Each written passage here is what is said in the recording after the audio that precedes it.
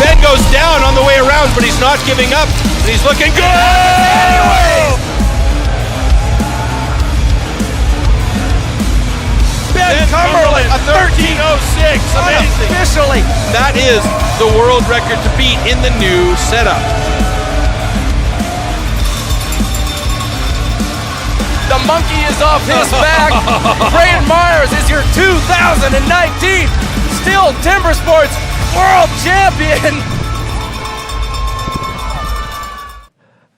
Oh, well, I can't wait. How does that feel? I mean, hearing your voice, Troy, and seeing those pictures. Yeah, it's goosebumps. Yeah, awesome. And Braden Myers, I mean, he's one of the reasons why the underhand chop and the standing block chop have progressed as much as they have, because he showed up at the Champions Trophy a few years back and just blew everybody's mind with how quickly he could move that axe in and out of that block. I mean, it was incredible. Everybody was sort of like, what's happening here with this Australian kid? And then world champion. So good job by him. It's absolutely fantastic. So I love the way you said that. And now, we're going to take a look at the bracket. Here we go. So that sums up what we've seen in round 1 so far. And that's the points that have been awarded so far. Of course, for a DQ, you do not receive points. And it's time to move on to our next discipline, and that's stock saw. All you need to know about the tool and the discipline coming up right now for you. Stock saw. After the starting shot, the contestants have to cut 2 wooden discs, so-called cookies, within a 10-centimeter mark. 1 downward and 1 upward. The attempt is only valid when both discs have been cut off completely and within the marks.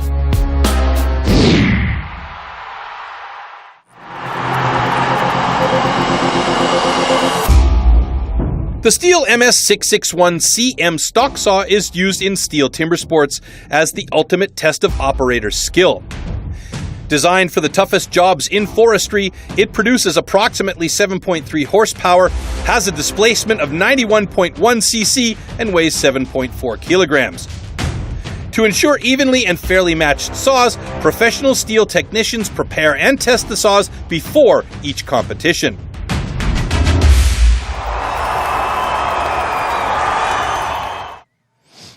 It's time for the stock saw, ladies and gentlemen. Let's take a closer look at the start list. So in heat number 1, we have François Lambrecht take on Florent Van Remdunk. In heat number 2, it will be Arnold Schmidt against Eugene Gerdes. In heat 3, Redmer Knoll taking on Bernd Berners. Heat 4, Rick van Drielen and Koen Martins. In heat 5, we'll see Martin Harms and Martin Cavalier. In heat 6, Ben Trestra and Robin Cavalier. And in heat 7, Elko de Beer and Edwin Dosts. Let's rock this, Troy. Over and back to you. Thanks, Marcus. And I gotta say, I'm interested to see if maybe we might have a world record happen here. 951 is a new world record that was just hit at the Polish Championships not too long ago, at the beginning of our season. So, yeah, there's an opportunity here, and we have seen world records fall at national championships before. So there is an excitement in the air as François Lambrecht and Florent Van Remdunk come out on the stage. And again, I'm still absolutely flabbergasted by Van Remdunk at 68 years of age being out there and competing with these guys. It's awesome.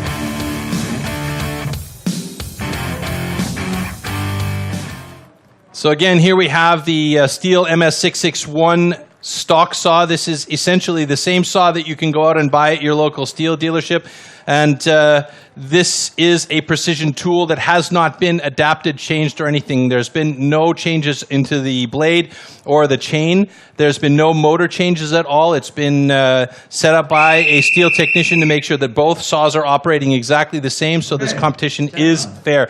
What this is all about is just making sure that you have the right amount of pressure on your saw and keep that throttle going so that the saw doesn't stall as you go through the wood. You also have to make sure that you're precise. You've only got 10 centimeters in order to make your cuts in as quick a time as possible. Here we go. 3, 2, 1, go!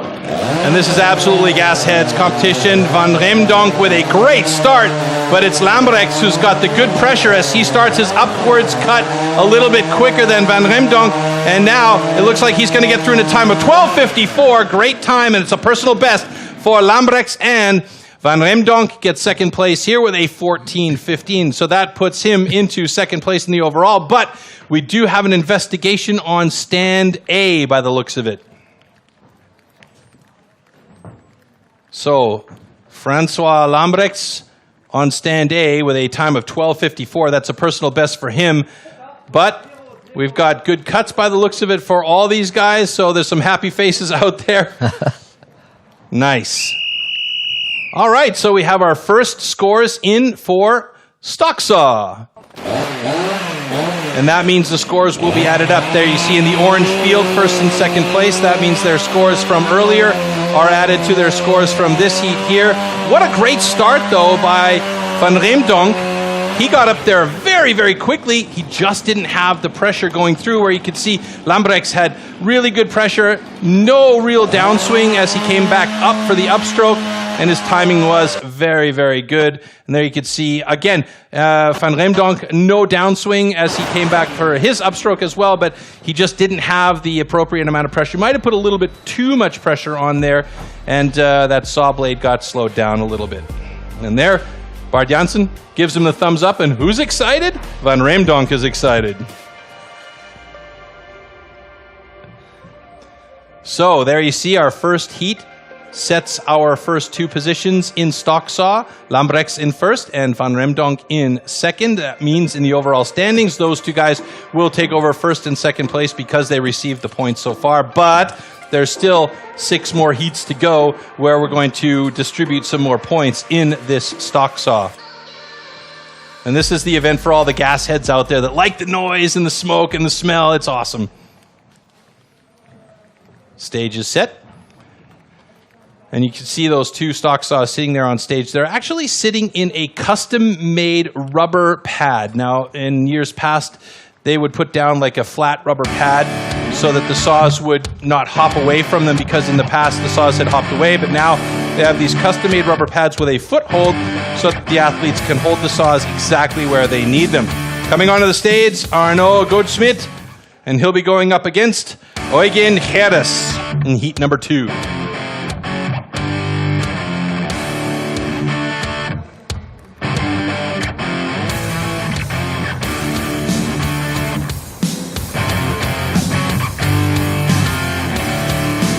See, personal bests are a little bit faster than the current top time.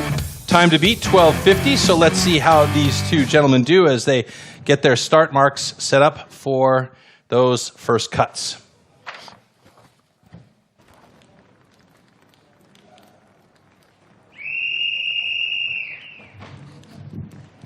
Okay, gentlemen. Warm up your saw. All right, so a few seconds to warm up those saws and get them running cleanly. They'll leave them running as they put them in those pads that I was talking about there, and you can see that holds that saw in place because the motor running, the piston hopping, that bounces all over the place where those pads not there. Here we go. Stand to your timber. 3, 2, 1, go! Nice even start by both of them. Gerdes looks like he's got a little bit of a faster cut. Nice upswing by Gerdes as he gets going on his upstroke. This could be a good time for him. Oh, my good Schmidt comes from behind with a 12:19. That puts him in third place overall and first place for the stock saw, just 21/100ths of a second ahead of, oh my goodness, we got some changes going on. Yeah, Eugen Gerdes with a 12:30. Moves into top spot, and we have a DQ on stand 1. Oh, no. Arnold Schmidt. It looks like he might have cut over the line. We're just checking to make sure everything is what's happening with his stand, if it's a cut line or an incomplete cookie. There you see. So he cut over the line on his 10-centimeter section of block that he's allowed to cut in. Maybe we'll get a slow-mo of that in the review. So Arnold Schmidt is disqualified, and this is one of the reasons why these guys make those marks right there, to make sure that they really can target for that first cut. Great job on the first cut there by Eugen Gerdes. And look at that, barely any downswing as he comes back up for his second cut using his guideline as well. And he did have the slower time of the two. Arnold Goldschmidt with a great time, but unfortunately he cut over the line on the way back up by the looks of it. Huge fat cookie. So yeah, that's unfortunate. And they do say thin to win in these motor saw disciplines, and you can see right away Bart Jansen notices it's cut over the line clearly. So that is a DQ for Arnold Goldschmidt, although he did have a very good time. Eugen Gerdes happy about his time of 12:30 being 20 hundredths of a second faster, so he moves in to the top spot in stock saw. And that means in the overall he should also move into second place, with François Lambrechts holding on to first place for the moment.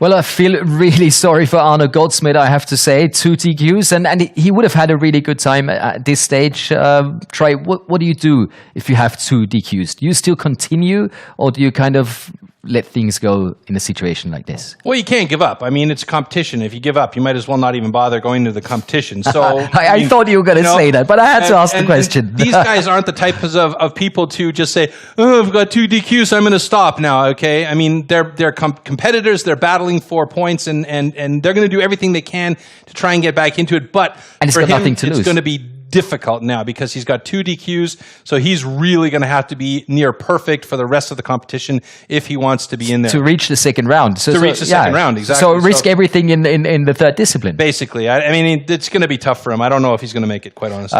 If you want to take a risk, you can also watch Amazon Prime. And believe it or not, there's just not only movies and really exciting series, but also STIHL Timbersports. We are Prime. Oh my God, how close is this? It's one of the closest heats we've had all day long, and it's Australia! When the crowd start, erupting, screaming, shouting, it just really does give you goosebumps. It's pretty awesome to compete in front of a crowd like this.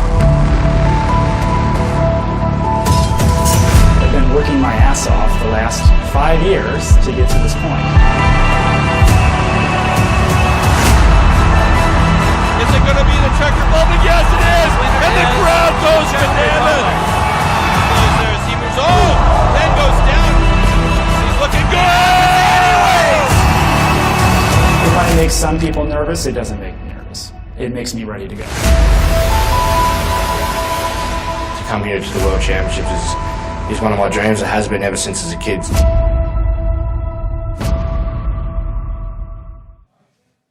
Well, there's only 5 different sports you can watch on Amazon Prime, and STIHL Timbersports is one of them. And exciting STIHL Timbersports action is guaranteed, Troy, with our next heat. Absolutely. Redmar Knoll going up against Bert Berners. So we'll see. Redmar Knoll, personal best 11:25 in stock saw. Bert Berners with a personal best of 10:78 as Redmar Knoll, who will be on stand 1, comes out first.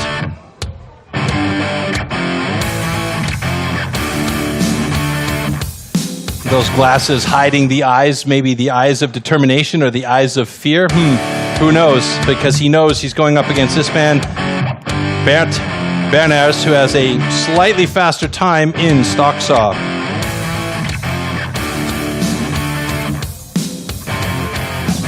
Here's where being tall isn't necessarily an advantage because, you got more distance to go down to your saw and get it back up into position. Or maybe that's just dopey to say that, but I think being a little bit shorter here in this case is a slight advantages.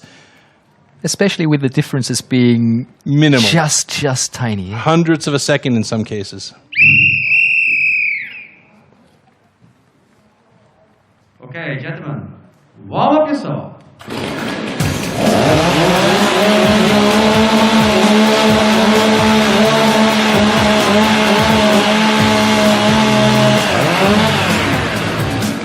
All right. Athletes, ready. stand to your timber. 3, 2, 1, go! Oh, good start by both of these guys. They were quick up and on those blocks, but Redmer Knoll looks like he's got a slightly faster cut on the way down. Gets back on the way up now. Looks like we could have a good time for him. Yeah! 11:30 personal best for Redmer Knoll, and he's got first place in the overall and first place in stock saw. Bernd Bernays, wow. Not bad for him either. 12:09, not his personal best, but he is the second fastest in stock saw. That was a great heat. I didn't even have time to say anything. They were so quick, down and out.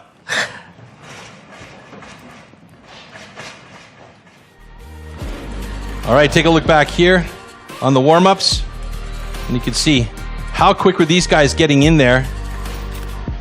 Bert Bernays right there. You could see just slowed down a little bit in that section there. That saw started to get a bit slow on the blade, and then he had a big downswing as he got back up on his upstroke.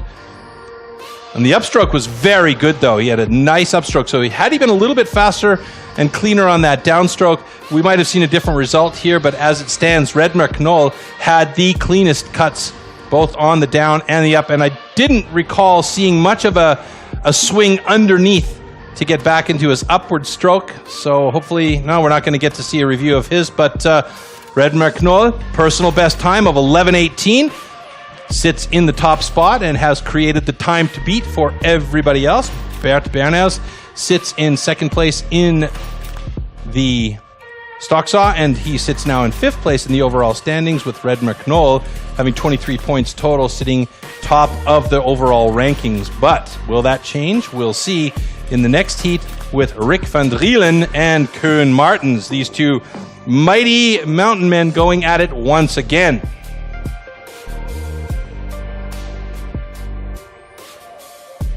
So in the middle of the screen at the top above the signs there, you see in red 11:18 is the time to beat. And here comes our first competitor for heat number 4 in stock saw, Rick Van Drielen.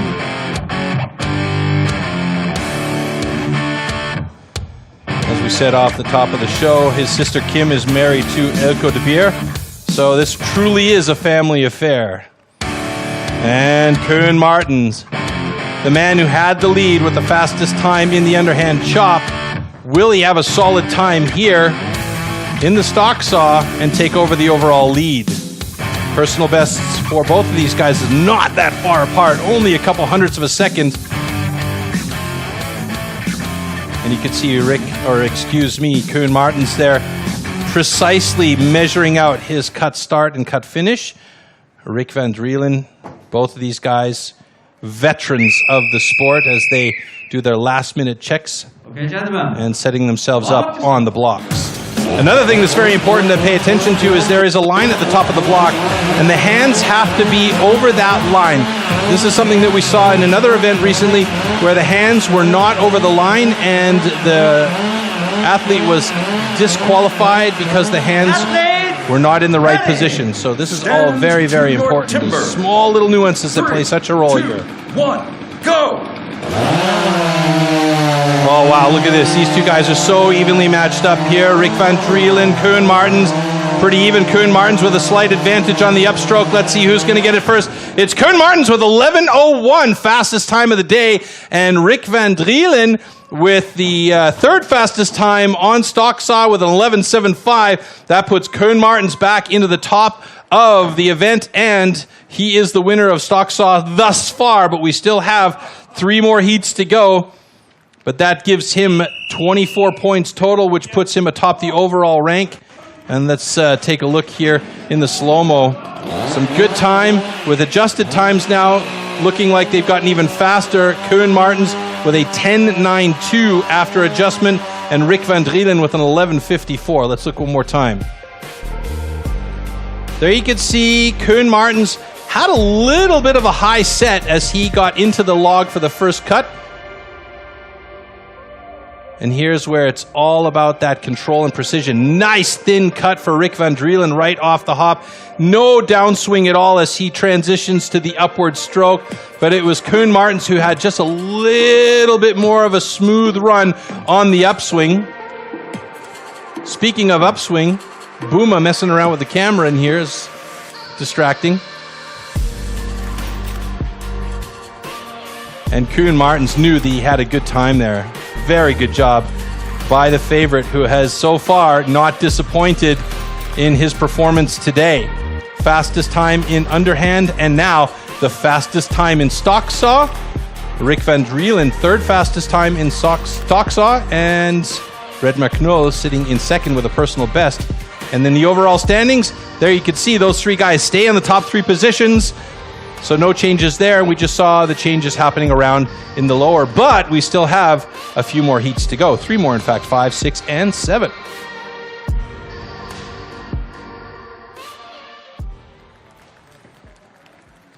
All right, stage is set. And that rain is pouring down.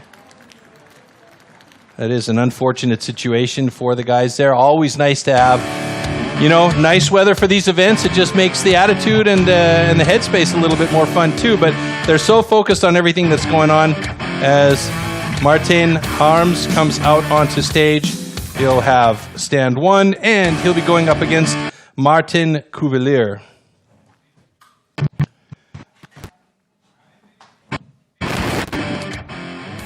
Couple of good times. We're not seeing a lot of massive differences between the top guys here with their personal bests on stock saw. You know, only a few hundredths of a second. They're all more or less around the 9-10 mark. So, you know, pretty fair competition throughout, I think, with all of these guys.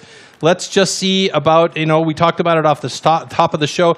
It's about who makes the mistakes, who can, you know, maybe get past that mental block or those issues inside your own head to be able to make those cuts nice and clean.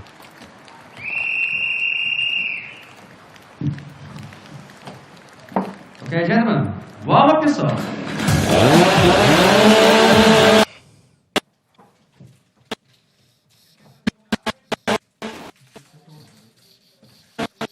All right, here we go.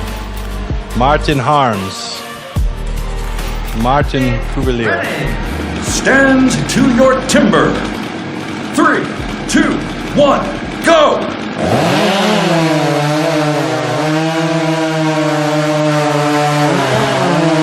Nice, clean start by Martin Harms. His upward cut is way good. Cavalier struggled a little bit and had to make a bit of an adjustment there. It looks like he felt like maybe the saw was going to stall on him. 10.56 for Martin Harms on that stock saw is first place for him right now.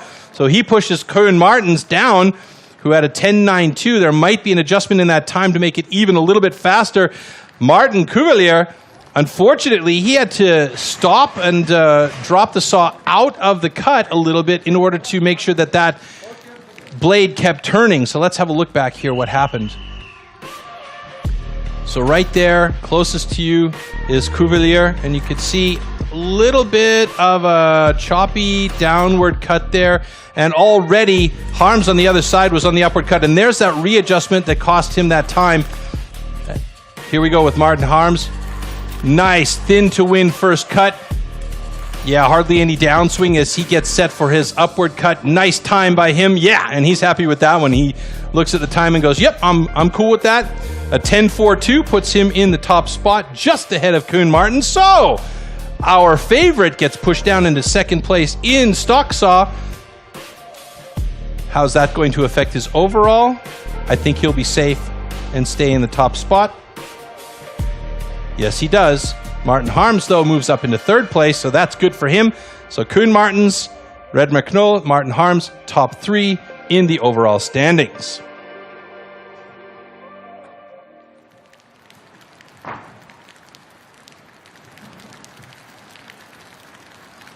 All right, our next heat number 6 in stock saw. Coming out now, Ben Terpstra.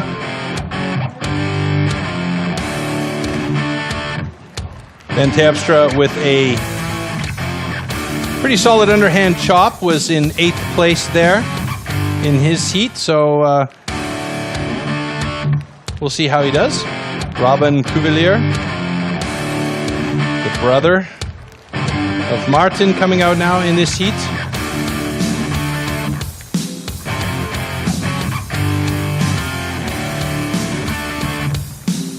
Two completely different guys, but look how close their times are. 10:23 and 10:21 personal bests for both of them.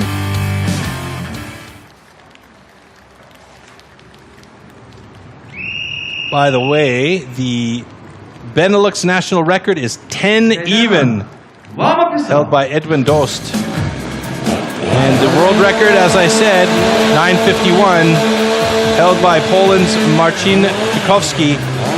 And he got that just a few weeks ago. Ben Terpstra, Robin Cavalier. Athletes, ready! Stand to your timber. 3, 2, 1, go! Oh, a bit of a hoppy start by Cavalier. Ben Terpstra has the advantage here as he drops that first cookie. Cavalier catching up, though. It could be that he might finish this one ahead. Oh, my goodness, now how close is that? Look at that, 11:21, 11:21. That is dead even. They're going to have to go to competition control to readjust those times. But that puts them tied for 4th place at the moment, with competition control going to need to be looking really closely at who actually broke the top of that block first, if, in fact, it did come that close. Wow, that was great. Okay, we've had a bit of an adjustment here. Let's take a look back first at the start. These guys both got on that first cut so evenly. Excuse me, I lied. It was Cavalier who had a little bit of a skip to start, but caught up nicely. And on this upstroke, man, he was quick. There you see Terpstra. And again, thin to win is the key, because the thinner that block is, the less it binds on the blades as it cuts through. Look at that. Whoa! That couldn't have been timed any more perfectly for the drop. So Ben Terpstra with an 11:05 adjusted time and Robin Cavalier with an 11:08. Man, oh man, oh man, was that close. So Ben Terpstra just by the hair on his chinny chin chin comes ahead of Cavalier.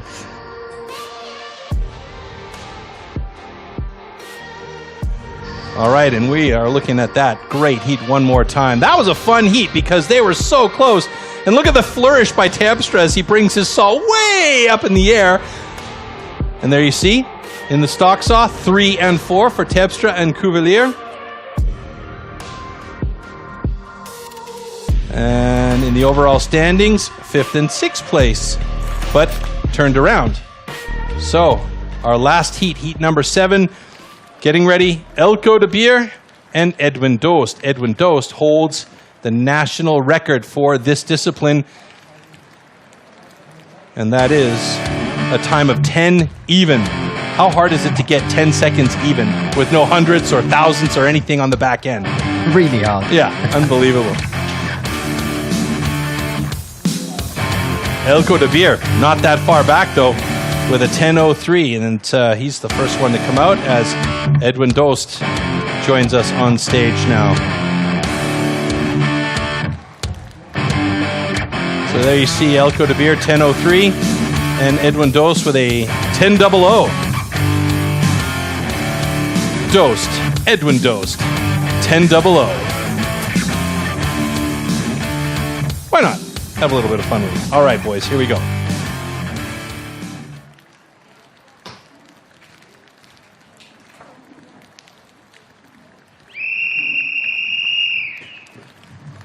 Try and imagine lifting up that saw. I mean, it's not a heavy saw. It's nicely balanced, the STIHL MS661, but when you've got to get it off the ground, line it up for a nice thin cut to start inside of a 10 centimeter space, and your head playing games with you, knowing that you're going up against a guy that could definitely beat you.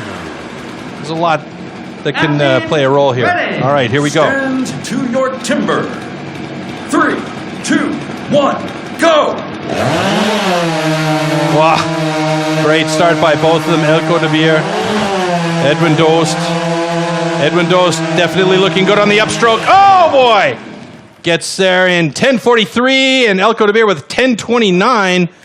I could have sworn that Edwin Dost was a little bit faster on that right-hand side, so we may have to look back at competition control and just see what kind of adjusted times we have. But Elko de Beer at the moment unofficially with a 10:16 and Edwin Dost with a 10:43.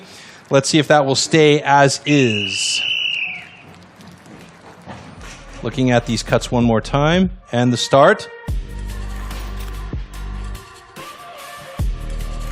Pretty good start by Edwin Dost on the right-hand side, but Elko de Beer, wow, how quick was that first cut? Hot knife through butter by Elko de Beer right there. Edwin Dost on the other side. Yeah, and it was just that last 5 to 10 centimeters on the upstroke that Elko de Beer got a little bit faster through than Edwin Dost did. So, yeah, a really nice final cut as we look at the stock style results. And de Beer moves into the top spot with Dost in third, moving Koen Martens down into fourth place. And that means Koen Martens moves into second place in the overall standings with Elko de Beer now taking over the lead. Now it's getting interesting. Oh, now it's getting very interesting. I was always thinking about Koen Martens and Redmer Knoll. But now this man, Elko de Beer, I mean, he's up in the lead and... oh, wow. We're looking forward to some really interesting stuff as we proceed to the final discipline of this first round. But from what I've heard, Davy van der Aar is already somewhere live with one of our athletes. So maybe we can go down and find out who he's got. No, we're going into the analysis of that Elke de Beer, the current overall leader. Now watch the upcuts here, Marcus. Elko de Beer on the left-hand side. Edwin Dost looks like he was going to get there first, but then Elko de Beer just came from behind like he had a hot knife going through butter, like I said. How did he do that? It was incredible, and you can watch right here. He's got a nice, steady, even stroke, and it was just so quick on those last 10 centimeters through the top of that block, and he caught up and actually beat Edwin Dost. So it was an incredible effort on his part. He's just, oh yeah, what? Yeah, that's the way to do it. No problem. It is what it is, Joe. Cool as a cucumber as he came out of that one. So good job there. Fantastic. So we actually have an interview partner now. So let's take a closer look and go live.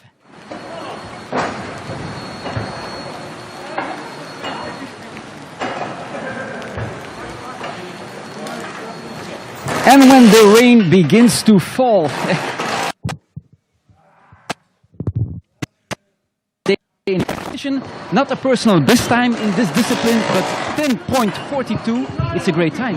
Yeah, it's a great time. I'm happy with the time because my first disc was not good for me. The angle was not good. It was not great, so I had to correct it. And yeah, with that time, even then, it's good for me. All right, you are in third position now. That's a very good place. What is your perspective towards the next disciplines? Yeah, well, standing is my best discipline for me, so that's the next one. So I'm gonna love it because I'm gonna win it. I want to win it. It seems to me you're in very good shape today, is it? Well, I hope. Because I heard from your teammates you had not enough time to train, but you did. Or what did you do exactly? I take a lot of rest, so that's good preparation also. That's also important, taking enough rest. Yeah? All right, thanks for the interview. Okay, Marcus and Troy. I think we have a very satisfied athlete in here. Back to you, guys. Thanks very much, Davey. That's what I call preparation. Take a lot of rest. Yeah, that's something, you know, we can think about more often.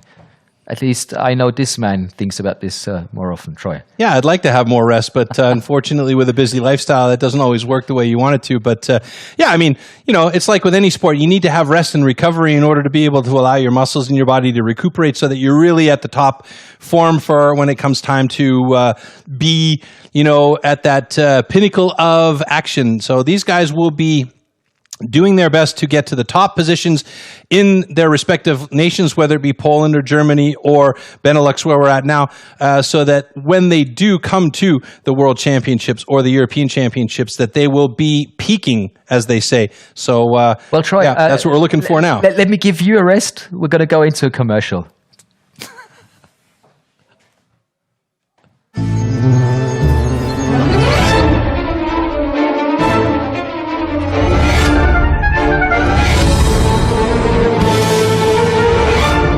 AccuPower by STIHL. Alleen bij STIHL dealers.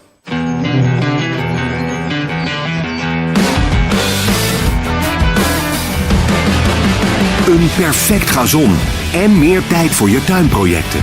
Robotmaaiers by STIHL. Alleen bij STIHL dealers. Well, Troy and me have filled up our echoes and we're getting ready for the standing block chop. What standing block chop is all about, well, we'll show you now. Right after we've shown you the overall standing. Troy, is that a bit of a surprise for you?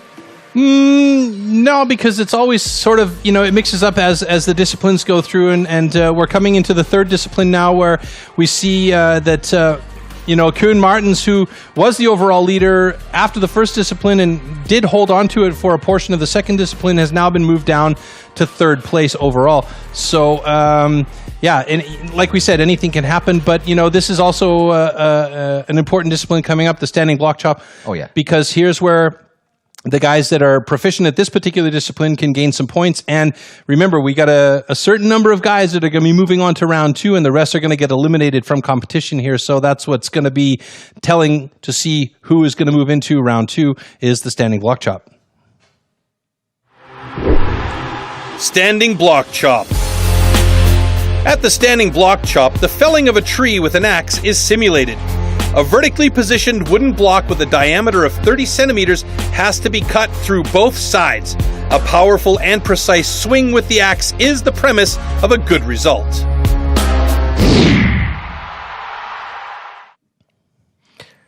Standing block chop. Ready for the start list, Troy? I am. Absolutely. Let's do it. Let's take a closer look. In heat number 1, we'll have Florent Van Remdunk take on François Labrechts. In heat 2, Arno Gottsmed against Bernd Berners. In heat 3, Edwin Dost and Eugene Gerders. In heat 4, Robin Cavalier and Redsmer Knoll. Heat 5, Elko de Beer and Martin Cavalier. In heat 6, we will see Ben Tepstra and Rick van Drielen. And in heat number 7, Martin Harms and Koen Martens. Well, standing block chop is, like I said, this is going to be an important one in round 1 because it is the final discipline in round 1. And here's where we're going to see who can gain the points to make the last minute adjustments to get into round 2. And at the moment, Koen Martens, he's not in a risk position, but there are a couple of guys that are on the bubble that need to pay attention here. For instance, Edwin Dost is down there. He needs to really do something here, especially considering that he had a DQ earlier on in the underhand chop. He still has an opportunity to move up if he has a really good standing block chop, but he's very much in a risk position and on the bubble. So, let's see how this standing block chop does and if we have some major changes in the overall or if it stays status quo. And it'd be interesting to find out what you guys think. So hashtag STIHL Timbersports, hashtag Kiss My Axe. We're very interested to see your opinion on what's happening right now here at the National BeNeLux Championships. And of course, some funny picks are always well received. But that is time for going back to the sports, back to the competition, and back to heat number 1. All right, so there you see the blocks are ready for our standing block chop, and we'll bring out our first pairing in heat number 1, Florent Van Remdunk. Now, our information says 68, but his graphic always says 67, so let's call him 67 3/4. Nevertheless, impressive no matter how you look at it. And next up, battling him in heat number 1 will be François Lambrechts.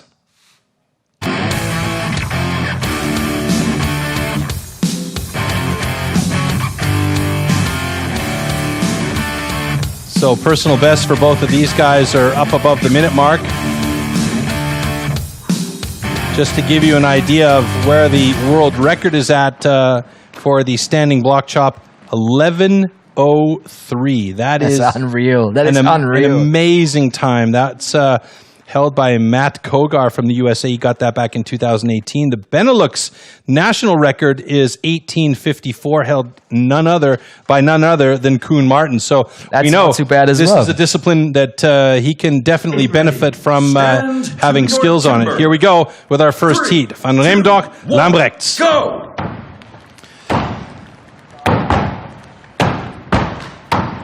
Van Remdunk I don't know if he got in there a little bit too early. We'll see when it comes down to competition control.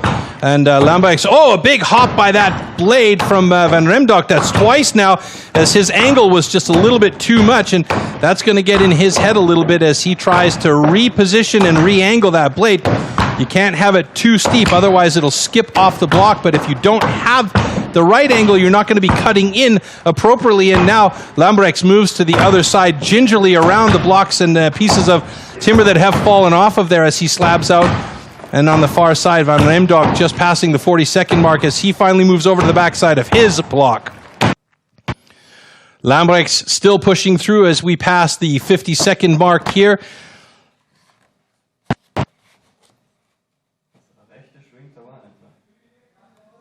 Francois Lambrechts. Now we are just over the minute mark here for both of these gentlemen. Let's see if we can get a block down in under their best times, or if it's going to go over. It looks like 105, and now it's 112.92 for the standing block chop for Francois Lambrechts. And Florent Van Remdunk has to be finished very soon, or that he's going to go over the allotted time or the limit. And there he does it. Oh, but he does get past the time limit. Oh, so that means a DQ for him, and that is unfortunate. So he went over the time, and you can see that's some disappointment, but he can be proud of being out there with these guys and competing nevertheless. Thumbs up for Francois Lambrechts for his cut, and he has a time of 1:12.70. And we'll definitely see these times dropping as we get deeper into this competition. And as we know, Koen Martens has the national record, and therefore is a guy to be keeping a close eye on. Now, watch here. Remdunk. Well, we're not going to get that angle, unfortunately, but that axe skipped a couple of times for him. And Lambrechts was just doing a good job. Here's the final cut from Lambrechts, Francois, and there from Remdunk. Unfortunately for him, it was just too slow. So in the overall standings, Koen Martens, who still has yet to compete, moves into second place behind Elko de Beer. Lambrechts is now sitting in third place, but I'm not sure that's going to last very long. With our next heat coming out onto stage, will be heat number 2 with Arnold Schmidt and Bert Berners. So here comes Arnold Schmidt, who was DQ'd in the 2 previous disciplines. So now he's really got to make it work if he wants to get some points out of this competition at all. Doesn't seem overly concerned. He's a little bit too relaxed in my opinion, but hey, you know, everybody's got their own way of doing things. And now Bert Berners coming out onto stage. He looks quite focused as he gets ready to go into standing block chop in heat number 2. Personal best for both of these guys, pretty close together actually.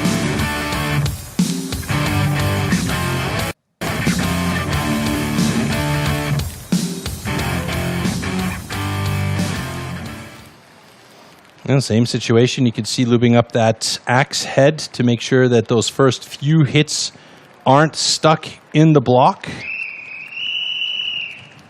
I don't know, it almost looks like Arnaud might have given up hope. So let's see if he can pull it together in this one and have a good time. 3, 2, 1, go!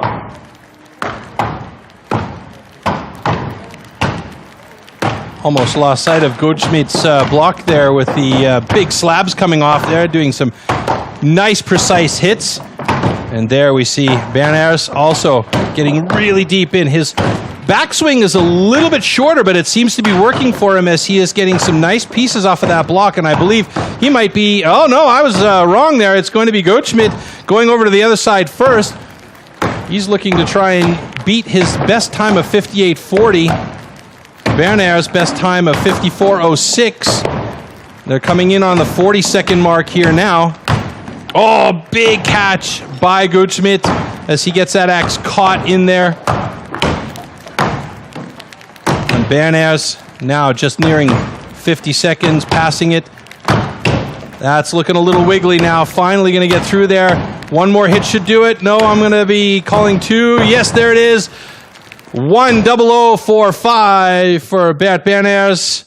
And Arnold Goldschmidt struggling as he finally gets that last hit to block it at 111.22. So far, so good, and hopefully no DQ for Arnold Goldschmidt, as he'll get some points out of this no matter what. But I don't think we're going to see him in the next round. In fact, I'm pretty positive about that.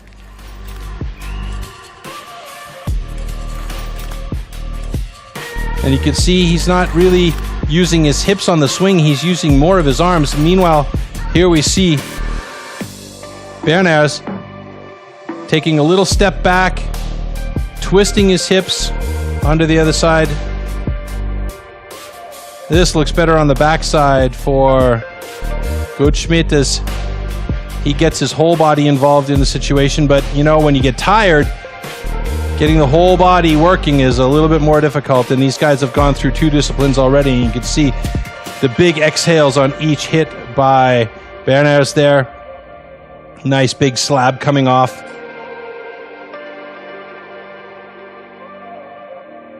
And on the backside, it was like a couple, 3 more hits to finally get it down. He took a brief pause when he thought that block was going to fall, then had to do 1 more hit, and finally got it off the top in a time of 10036 adjusted, so that puts him at the top of the standing block so far, with Goldschmidt with a 111.01 sitting in second place. So finally, Arnold Goldschmidt's got some time and some points to speak of, but he is in 10th place at the moment, so we won't see him in the next round, unfortunately. And Bert Berners in 6th place. Looking good so far, but there's still quite a few more heats to go in this standing block chop. So the overall could well change. I think we can be guaranteed of it, Marcus. Yeah, and just like you said, like Arno Goldschmidt showed us, it's not just about the points. Just like STIHL Timbersports in general is not just about axes and saws. It's also about the wood, the premium wood. Timbersports uses wood as a natural product. It is therefore especially important to maintain fair competition conditions and that the wood is sustainably grown. Hi, my name's Spike Milton, Global Sports Director for STIHL Timbersports. Together with Head of Wood, Mr. Bart Jensen, we have a wealth of knowledge and experience with long-term wood management. We have different partners for finding the good wood, and here we are on one of the plantations of our partner this year.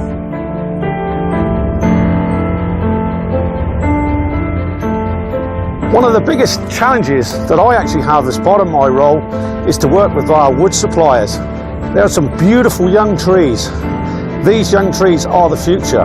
For us, we have to find consistent and fair wood. The international Timbersports competitions mainly use fast-growing poplar wood from certified plantations, as well as white pine.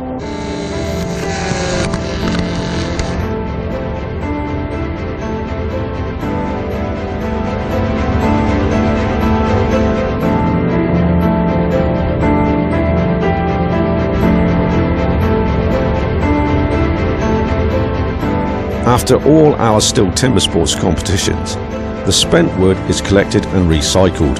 A great example of this is wood pellets for biomass to be used for green energy.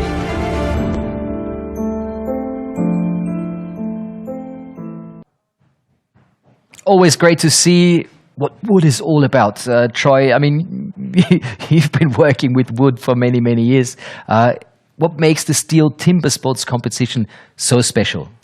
Well, like you saw in the in the story there, you know, Bart and Spike, they spent a lot of time searching for, you know, the right type of wood, the right size of wood, the right moisture. They were checking the moisture in the wood, and all of the wood for each individual competition is taken from the same sets of trees that they take out of these various plantations. So at the end of the day, that means for the athletes that the wood is as fair as possible. Now, how it affects the way that the athletes are able to cut the wood is if the wood is a bit more moist, or if it's really dry, it's going to affect how the axes and saws are reacting with the wood itself. And as we see here in BeNeLux, it's a bit wet. Yeah, but so it's just like in skiing. You can say if you have sunny weather, the snow might be faster.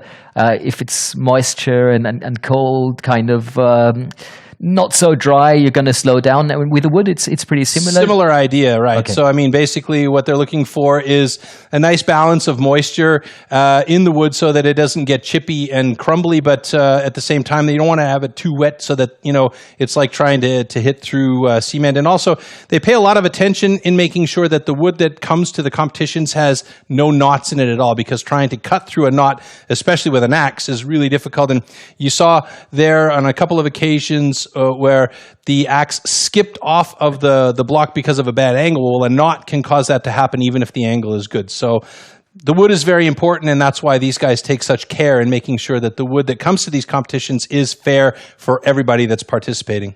So let's get back to a fair competition right now.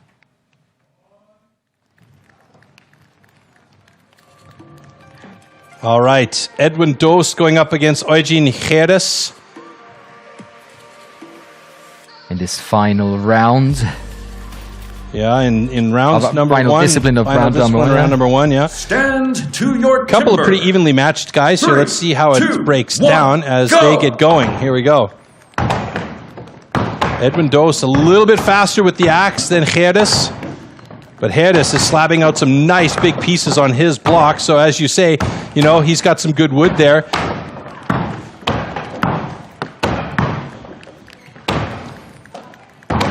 Not sure if that's Edwin Dost moving over to the other side of his block first. It is not. It's Geres. So Geres was quicker over to the other side as he slapped out some nice big pieces. And seems like he's got some pretty precise hits going on there. Edwin Dost still working on the front side of his blocks from what I see. Yeah. Or has he actually? No, he has actually moved over to the other side. It's he's already cutting through the backside. So there we go. Geres with a 47.07. So that puts him in first place in standing block chop with Edwin Dost.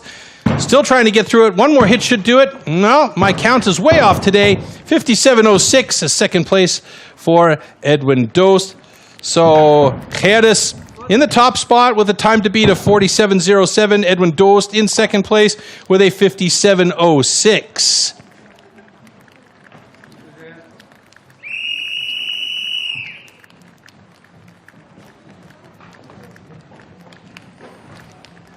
All right, taking a look back here. And that was Dost having a quick check there to see what was happening with his block and how much farther he had to go. And just aiming just to try and chop that thing through. And there, close up to you, is Geres.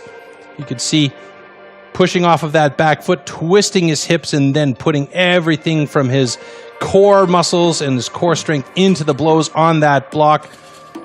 Chopping down, chopping up, then chopping down again. And he actually finally did get through in a 46.78 time. And it was just a couple of seconds after that that Edwin Dost joined him, dropping the top off of that block. So Geres in the top of the standing block so far, with Dost right behind him. And let's take a look at the overall standings now. So Dost moves into second place, Geres in fourth. De Beer still on top, with Martens moving down into third place. But either of those guys have yet to cut in the standing block. Our next heat coming out, heat number 4, Robin Cavalier up against Redmer Knoll. Robin Cavalier coming out first. Personal best for him in standing block is a 37.86. That is definitely a respectable time. And he's joined by Redmer Knoll, who's coming out. His personal best on this event is 34.03. So if times were the consideration here, then Redmer Knoll would have the advantage. 10 years difference between the two. 10 years experience as well, perhaps.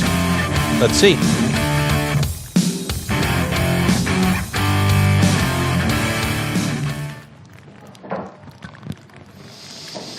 All right. Last couple of practice swings for Robin Cavalier. Okay. Athletes ready. Stand to your timber. 3, 2, 1, go! Knoll with his axe getting stuck in there quite quickly early on. Now he's got that flow going, getting into his rhythm, and you could see the speed and the power of his hits as he's trying to be as accurate as possible. And now moving over, Redmark Knoll moves over to the other side quickly. He could have a good time today. That block is looking very nice for him as well. Cavalier finally moves over to the other side on his, but Redmark Knoll is going to have a good time. There it is. It goes down in 26.76, a personal best for Redmark Knoll. And Cavalier trying to get his down. His personal best, a 37.86. That's not going to happen today, but he finally blocks it in a time of 26.99. Now, wait a minute. That's going to be adjusted for sure, though, because Redmark Knoll was at 26.76. That's a personal best, and Robin Cavalier was still cutting. There we go. Adjusted time just came up on my screen now, a 40.22. So Redmark Knoll with a fantastic effort today. Looking back at the slow-mo. 2 hits down below, 2 hits on top, and a good slab out by Cavalier. And you can see on the backside there, on the far side of the stage, Redmark Knoll absolutely putting everything into it. And here the last few hits, 1 stick by him, and then a couple of last hits. He skips out the side of that one. He wanted to have that a little more centered, but nevertheless gave a pirouette hit as that last hit drops the block in a time of 26.49. Still a good time by Robin Cavalier, who is sitting in second place in the standing block with a 40.22, just ahead of Eugen Jerez with a 46.78. And with the personal best, that's a great job by Redmark Knoll. Let's see how that changes the overall. Ooh, look at that. Knoll and Cavalier on top, with De Beers and Koen Martens being shoved down to 3rd and 4th place. And that means a little bit of fun could still to come for these guys. We're moving on to Heat 5 shortly. And Heat 5 is going to be a good one because that's Elko De Beer against Martin Cavalier. Well, and Redmark Knoll, Discipline 1, personal best. Discipline 2, personal best. Discipline 3, personal best. This might turn out historic for him. And talking about history, look at these lovely pictures right at the back of our studio. It's time to take a closer look at the history of the original extreme sport. I'm sure you're going to enjoy this. Expert woodsman who can cut down a tree more easily than most people can chop one up. When it really comes to tackling large lumps, you can't beat the men of the forestry companies. An axeman's gathering. This is Thomas losing the loss that gets it.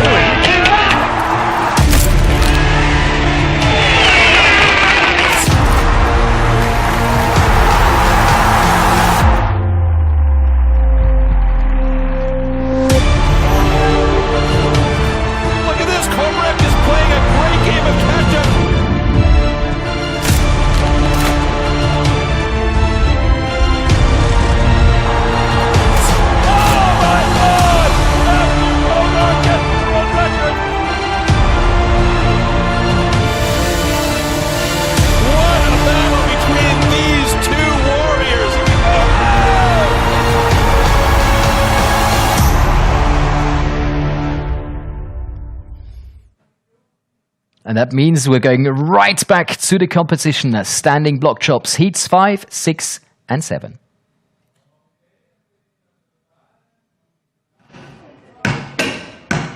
Stage crew still doing a little bit of last-minute preparations there, and I just wanted to mention that Redmark Knoll actually was the winner of the 2020 Dutch National Championship, so he got first place at the Dutch Cup, and we mentioned off the top of the show, Marcus, that he was one of the guys that could very well challenge for the overall win here against Koen Martens. So it's already showing with 3 personal bests on the day that he is definitely on an upward stroke. Yeah, and he definitely wants this, as you can see. So it might end up with the Belgium champion taking on the Dutch champion. So which would be fantastic. Oh, yes. Yep. And let's not forget, we've got the team competition coming up tonight on a different stream as well. That's going to be very entertaining as well, yeah. All right, Elko De Beer will be going up against Martin Cavalier in this one. Elko De Beer, personal best of 29.13. Elko de Beer 29-13. Martin Cavalier with a 27-47. But as we've seen, these personal bests can switch and change. And, the wood isn't cutting as quick today as we've seen it cut in the past. So that's, an environmental aspect as well that's going to change the times for these guys. So it's not like they're not cutting well. It's just there's so many different factors that are playing a role here. All right, let's get at it. Athletes ready. Stand to your timber. 3, 2, 1, go! All right, here we go. Martin Cavalier, quick with his axe, slabbing out nicely. And you can see the intensity in every hit that he puts down here as he gets in nice and quick on those first few cuts. Looking for those precise hits like that one right there as he switches to the other side. Martin Cavalier now on the other side. Elko de Beer also on the other side. Oh, this could be close between the two of them. I'm going to say Cavalier looks a little bit closer, but de Beer is also digging deep and hard on the backside of that log. A little skip off his block. Elko de Beer gets it stuck now, and Martin Cavalier and Elko de Beer battling hard to try and see who drops that block first. And it looks like it might be Cavalier. Oh, yeah, it's going to go down. Cavalier 42-5-0 and a 42-18 for Elko de Beer. I didn't see Elko's last hit, so it looks like he did drop it before Cavalier. And he did, in fact, 42-18 to 42-50. Wow, that's not much difference between those two guys. A really evenly matched heat there in standing block.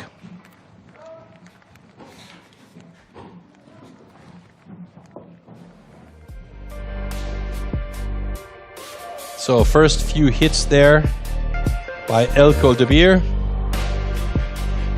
And you can see as we get into the action a bit more and in these slow-mos, you can really see how the guys are pushing off of that back leg, twisting the hips to try and activate the core muscles of the body and not just do everything from the arms. Nice extension on the arms, grabbing the axe handle as far down as possible and trying to get as precise an angle and hit as you can. Now there is an example coming up right now of a real nice precise hit into that block on the line as Cavalier moves to the other side. And from this angle, I hope we get to see the final blows here. Yep, there goes Elko de Beer with that great cut in the final time of 41.93. Still not quite as fast as Red Knoll with a personal best 26.49. So that's the time to beat in standing block here. And there we see de Beer, Cavalier, third and fourth. How does that change them in the overall? Oop, de Beer moves to the top again. Cavalier in fifth place, and Red Knoll moves down into second place. So 32 points for de Beer at the moment in the overall, and Red Knoll with 29. So he's not that far back. Koen Martens has 21 points, so he needs to have a good heat number 7. But before that, heat number 6 with Ben Terpstra, who's coming out onto the stage now. He's going up against a power hitter in Rick Van Drielen. Now, Ben Terpstra has the height here. He's a tall man. Here comes Rick Van Drielen now. Rick Van Drielen, on the other hand, is a powerful man. Let's take a look at their numbers. Rick Van Drielen, 187 centimeters tall, 125 kilograms. Terpstra, 2 meters, 100 kilograms. So Terpstra, if he can use that height to his advantage, will have a wide stance and be well back from the log as he tries to get long, clean, precise hits. Rick, on the other hand, will be looking to use that power and his experience and get moving quickly with that axe. Let's see how these two guys match up with each other as we get ready for heat number 6 in standing block. Stand to your timber. 3, 2, 1, go! You can see Terpstra slabbing out some nice ones. Rick Van Drielen, though, he isn't wasting any time making those quick hits, choking up on the axe just a little bit as he moves around to the other side quickly. And now Terpstra has moved over to the other side of his. Big chunks coming out of Rick Van Drielen, so we could have a very nice time. Fun Van Drielen here. Terpstra looking good as well. Van Drielen, he's getting through the backside of that. Gets it down in 28.81. Nice time for Rick Van Drielen. And Ben Terpstra should get 2 more hits out of this if he can aim it right. And whoa! Just a hair holding on to that block as he drops it in 37.28. So Rick Van Drielen, 2.32 seconds off pace, but in second place at the moment behind Redmer Knoll in standing block chop. Ben Terpstra with a 37.28 moves up into third place in standing block chop. Let's see how that affects the overall when we get our calculation after the slow-mos here. Let's watch this again. Nice clean start by Terpstra there as he gets some big slabs out of those first few hits, but you can see on the backside Rick Van Drielen making shorter, heavier hits on the block and actually got through there to start things off fairly quickly and was just ahead moving over to the other side of the block. And here the final blows from Rick Van Drielen to get that top block off in a nice time of 28.85. Another angle here from our camera guy, almost getting hit by those slabs coming off of the block, and there it goes. Nice job by the veteran Rick Van Drielen with a 28.85, and Ben Terpstra with a 38.43, sitting in third place at the moment. So there you see, Van Drielen and Terpstra, second and third in standing block chop. Let's see how that changes the overall. De Beer holding on to the top still. Knoll in second place, and Van Drielen and Terpstra in third and fourth. So they're in good position with one more heat to go. They should be safe, but the next heat has Martin Harms and Koen Martens in the mix. You know, sometimes people ask me, hey Marcus, your studio, it's so tidy, it's so clean. You want to know my secret? Well, I'll tell you just now.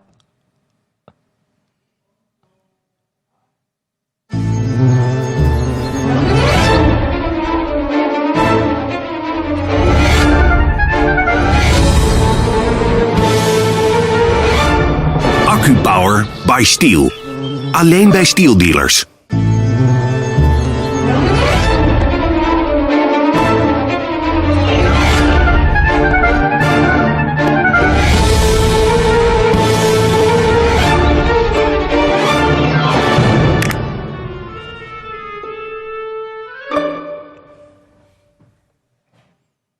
Well, now that you know my secret, it's time for the final heat and the favorites, Koen Martens. Troy, do you think this is his discipline?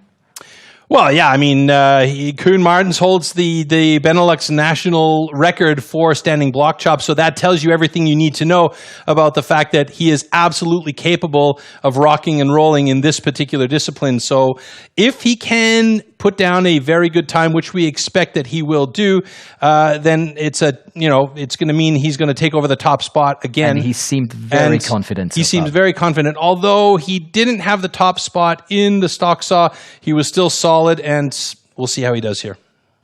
Let's go for it.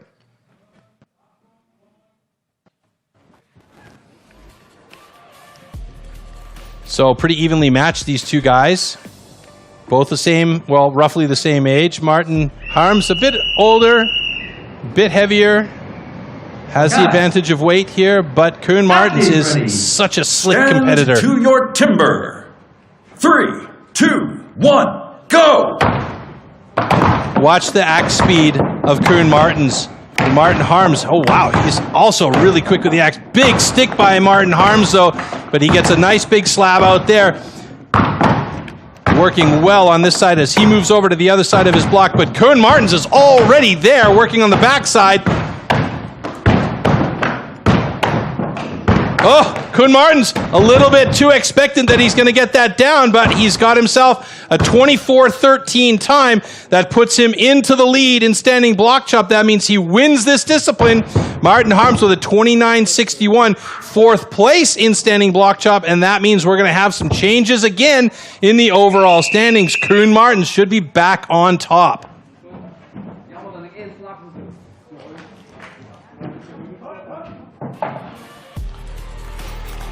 Koen Martens here, you could see, that's not Koen Martens, excuse me. Doctor, yeah, it is. You could see he's just putting every bit of effort as mentally, physically, absolutely capable here as he does a great job. Martin Harms on the far side. Koen Martens was actually over to the backside of his block after Martin Harms. No, he was there before him. And then a little bit of over-expectation from Koen Martens as that block just decided to hold on for 2 more hits after he thought he had it down. Let's look at this again here. There, he looks at it. Oh, doesn't go down. Whoa, this hold on by a thread. Damn it, let's get that thing off. And finally he does. A big grin on his face as he looks at the time. He's like, yeah, okay, I'll take it. Why not? But a good job by him nevertheless. So I really enjoyed that. Yeah, Koen Martens takes over the win in standing block. Redmer Knoll in second place. That's the overall standings. There you go. De Beer, who was in the lead, now moves to third place. Koen Martens has the top spot with Redmer Knoll sitting in second place. So there's that battle that we're hoping is going to come and start brewing for us with Redmer Knoll and Koen Martens going head-to-head against each other here. Yeah, now that you're mentioning Koen Martens, I really enjoyed it. Like, oh yeah, done and dusted. No, it's not. And then, come on. And still, getting the top spot. So credits to this man. He is really prepared maybe to, defend his title. So let's find out more from our field reporter. Davey, if you can hear us, I'm sure you've got an interview partner that we're very much looking forward to hear from. Also, we're getting the analysis first. Yeah. Troy, you got to help me on this one. So you could see here, Koen was the fastest. No doubt he about was that, the fastest, and you could see he just has such precise hits. Like each hit is perfectly marked. That one's a little bit off, so I've kind of shot myself in the foot with that call. But you could see there, each time he hits, he's just really on point with each of those hits, precisely slabbing out nicely. And here you can see, sets his axe in, gets around to the other side, and then starts on the back side of that block with some nice big hits. And you can already see it starting to wiggle on the top a little bit. But the funny part was, at the end of his set of hits, he thought he had it down, and the axe swings through. Wait for it here. There it is. Swings through. He thought he had it then. Like, okay, that's got it now. And then it holds on by just a thread. And he's like, got to get that down. One more hit. Take this. You can imagine in slow-mo, it looks like it's 4 or 5 seconds, but in real time, it's maybe a second that he has to think about it, react, and knock it down. And that changed his time. But still, the fastest time on the day. And he's your winner in standing block chop. And that means that he is now back to being the overall leader as we move to round 2, where he will also be competing. And we have an interview partner for our running reporter, Davey. Can you hear us? If yes, who's with you?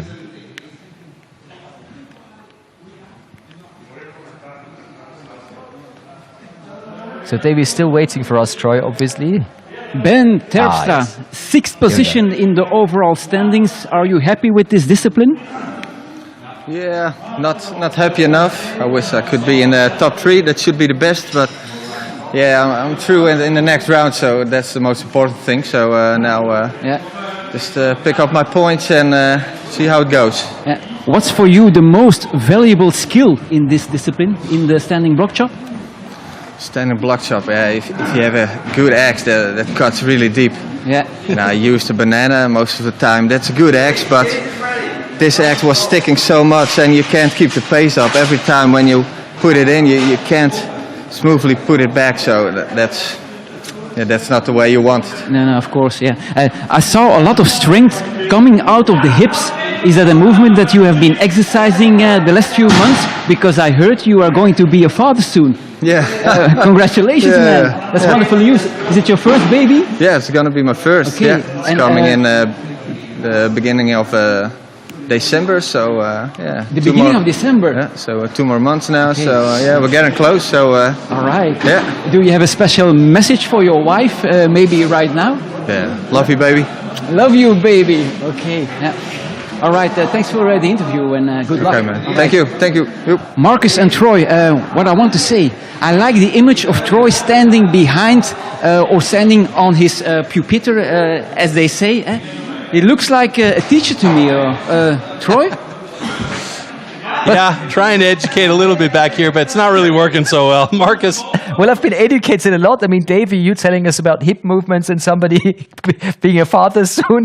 This man up here telling me everything about, axe movement and stuff. But, talking about those sharp axes, I know somebody who definitely has one. That's Jason Wynyard. And we have a new magazine on YouTube coming up for you very soon. It's called Mr. Timbersports. And, make sure not to miss out on this because this is going to be very special.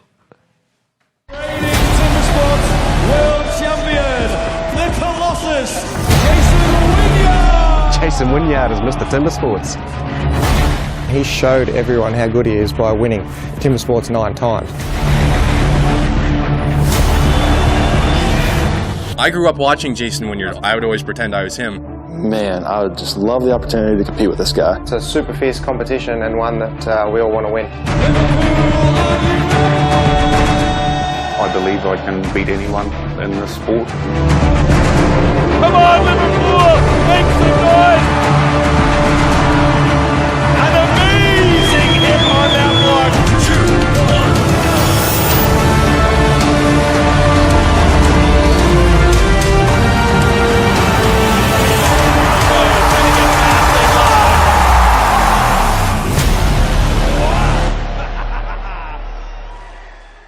Oh yeah, make sure to subscribe to the channel. It's really worth it. It's going to be absolutely amazing. Just like our highlights from round 1. They are coming up next. Single buck. The single buck is a one-man saw about 2 meters long. With this, the athletes have to cut off a complete disc of a 46 centimeter thick wooden block. The perfect interplay between rhythm and strength is the key to success.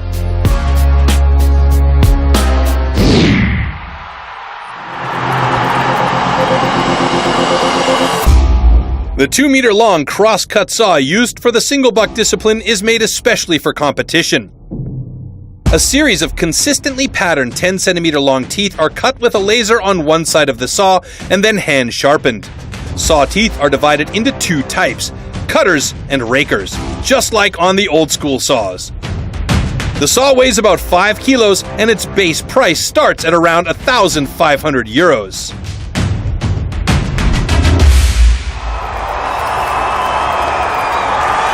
So we're moving directly into round number 2 and the single buck competition. Let's take a look at the starting order. We've got 4 heats because there's only 8 athletes left, and Martin Cavalier will take on Robin Cavalier. So the brothers are going to have a duel in this first heat. In heat number 2, Pen Terpstra will take on Rick van Drielen. Heat 3 will consist of Martin Harms and Ilko de Beer. And in heat number 4, Redmer Knoll and Kuhn Martens will rock and roll. So let's get ready for the single buck. I can't wait. Troy, the Kaiser is ready. Yeah. All right. And you could see those shoes that the guys are wearing with, it's like spikes on the bottom. It's almost like track shoes. It's ordered to give them as much grip as they can possibly have when they're using these big 2 meter long saws. Now, I think personally, this is probably the discipline that is the most finicky, except for maybe the hot saw, because you have to have the perfect angle with this saw, and it's such a beast. It's 2 meters long, and you have to be perfect with your technique. Here we go. Okay. Athletes ready. Stand to your timber. 3, 2, 1, go! All right. Choppy start by... Now we've got Rick Van Drielen listed there on the right-hand side, but I'm not sure that's correct because it is Rick Van Drielen, okay. And Martin Cavalier. Oh, Rick Van Drielen with a great time of 16:39. Martin Cavalier. Oh, a little bit of a stick there, and that's what I was talking about with that particular discipline and the single buck. It is so difficult to keep that flow going on that long saw. And Rick Van Drielen, he had a really quick set of starting cuts to get that saw moving and going, and then moved into longer strokes. And watching the replay, when we could take a better look at it, how his technique worked to his advantage. So here we see Rick Van Drielen, focus, getting ready. Quick, sharp, really short cuts to start, and then gets into those long, flowy strokes. Kept the flow going, kept the angle of that saw moving, and then a nice final cut. So a good drop by Rick Van Drielen in 16:20. By the way, his personal best, 14 and change. So not that far off for Rick in this one. And yeah, we had a little bit of a switch around in our lineups there. So Rick Van Drielen winning this one, Martin Cavalier in second place. And in the overall standings, Rick takes over the top spot with Cavalier moving into third place. And our next heat getting lined up will be Ben Terpstra going up against Robin Cavalier. So Robin Cavalier moved to the second heat against Ben Terpstra. Remember, these 2-meter-long saws, you have to really have technique because of the sweeper teeth and the cutter teeth, and it's cutting and sweeping in both directions and pulling out material. And so if you have the wrong angle, it's going to get hooked up. Those teeth are 10 centimeters long, and it really makes a difference to just keep the flow going as best you can. And then now we've got Ben Terpstra and Robin Cavalier. Robin Cavalier right there setting up his saw on the block. Now he'll take a few strides or strokes to get that saw set. Then our judge will check the depth of his starting cut to make sure it's fair and compare that with Ben Terpstra, who has just set his saw. And now he's good to go. We'll get over to the other side as Cavalier gets his saw in position and ready to go.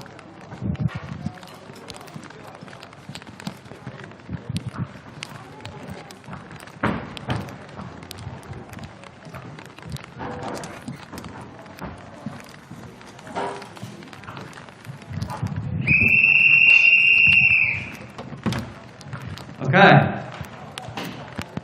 Athletes ready. All right, here we go. Stand to your timber.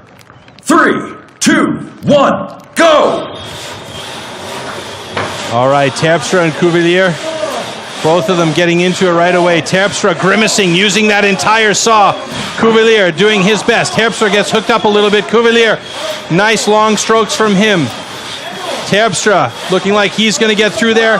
He's really using his 2 meters to his advantage. Great time for Terpstra with 20-21. Cavalier, oh no, he breaks it off. He's got to cut that last little section off for it to count. That is a difficult thing for him, as keeping that saw in position there on that last little piece of the cookie to get it down. Should be fair now, as he did cut off that last section. All is looking okay, but of course it's going to come to a judge's call. So it is under review. We did see the cookie break off, but he did go back and cut that last section out. And there we see Terpstra with a great cut of 1997. And it turns out that it will be a DQ on stand number 2 for Robin Cavalier. Unfortunately, he had a false start, so it had nothing to do with the cookie breaking and that last little piece being cut off. He started a little bit too early. Let's take a look back at...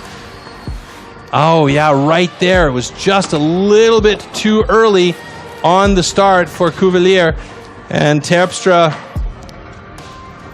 just was super clean on his cuts. You could see him using that whole saw. The tip of the saw disappears into the block as he cuts through. Great job by Terpstra there. So Ben Terpstra with a 19.97 is sitting in second place, and there's that little piece that was left over from the cookie. Now normally, had there not been a false start, that would have been fair to finish off the cut, but unfortunately we have Cavalier with a DQ for a false start, so no points for him. And Terpstra sitting in second place now in the overall with Rick Van Drielen on top. And that is after 2 heats in the single buck. And we move on to heat number 3 in single buck with Martin Harms and Elko de Beer. And we are rocking and rolling through these single bucks. I'm not sure I could survive the single buck.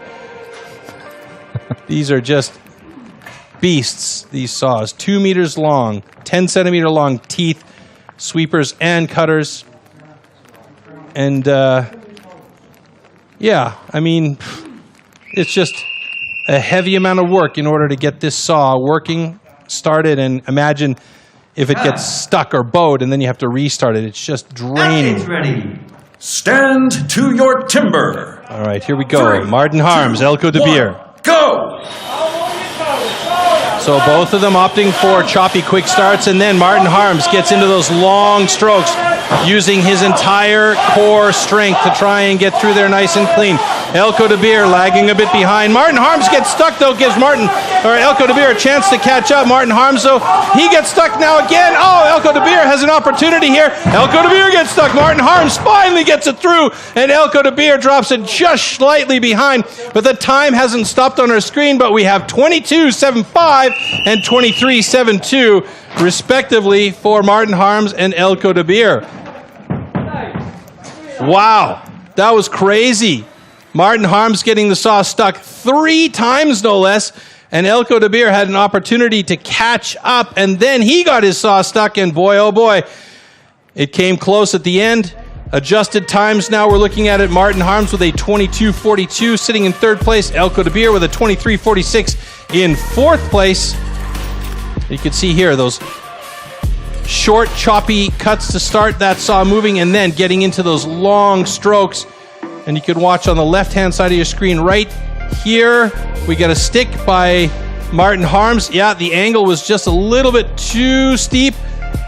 And then he stuck it again near the bottom of his cut. That gave Elko de Beer an opportunity to catch up. And right there it sticks again. And then Elko de Beer, he kept going, and then he got stuck on his stroke. And right there, a quick stick, but the last cut by Martin Harms gets through, and Elko de Beer not that far behind. Wow, close. So 3 and 4 by Harms and de Beer. And if we look at the overall standings now, de Beer should move into... Oh, that's strange there. So de Beer sits in 3rd place with Martin Harms in 2nd. Van Drielen still on the top of the leaderboard with 1 more heat to go, and that's Redmer Knoll and Koen Martens. Now this is the heat that we've been waiting for. These 2 guys winning of their respective countries, and now going for the BeNeLux Championship. Redmer Knoll, the young guy at 27, he won the Netherlands Championship, the Dutch Championship, and Koen Martens won the Belgian Championship, and now they are going head-to-head for the first time today in the single buck in round 2. Who will come out on top? This is national pride at stake now.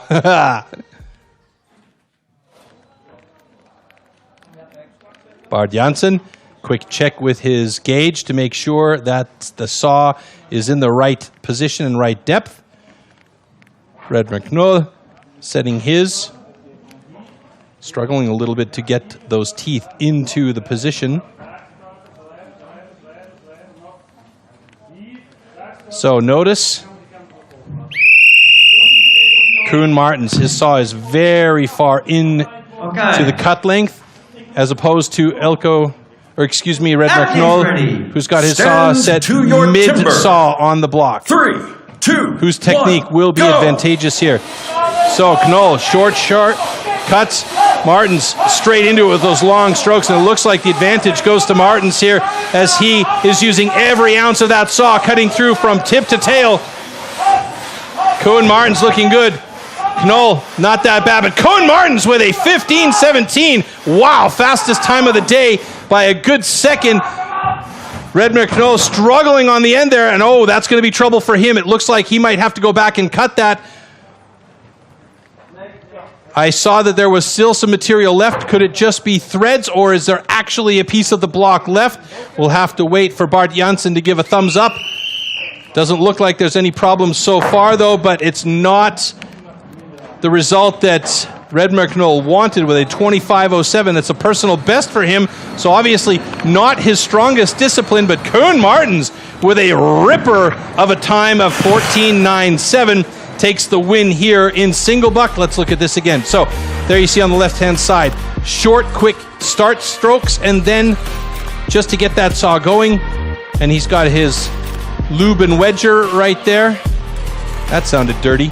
And there you see Koen Martens with long strokes, using every ounce of his core strength. Really wide stance as he draws that saw through, and that last push, wow, fantastic. Great time for him with an adjusted time of 14.97.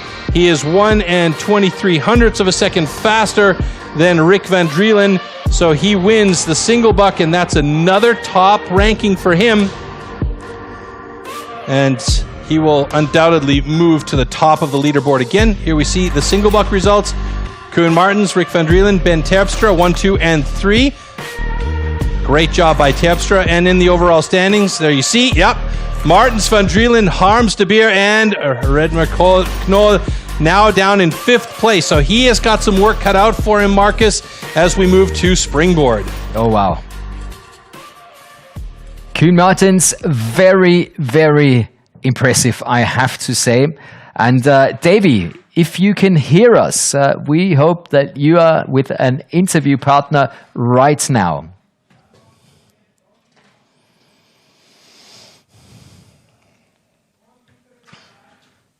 There he is.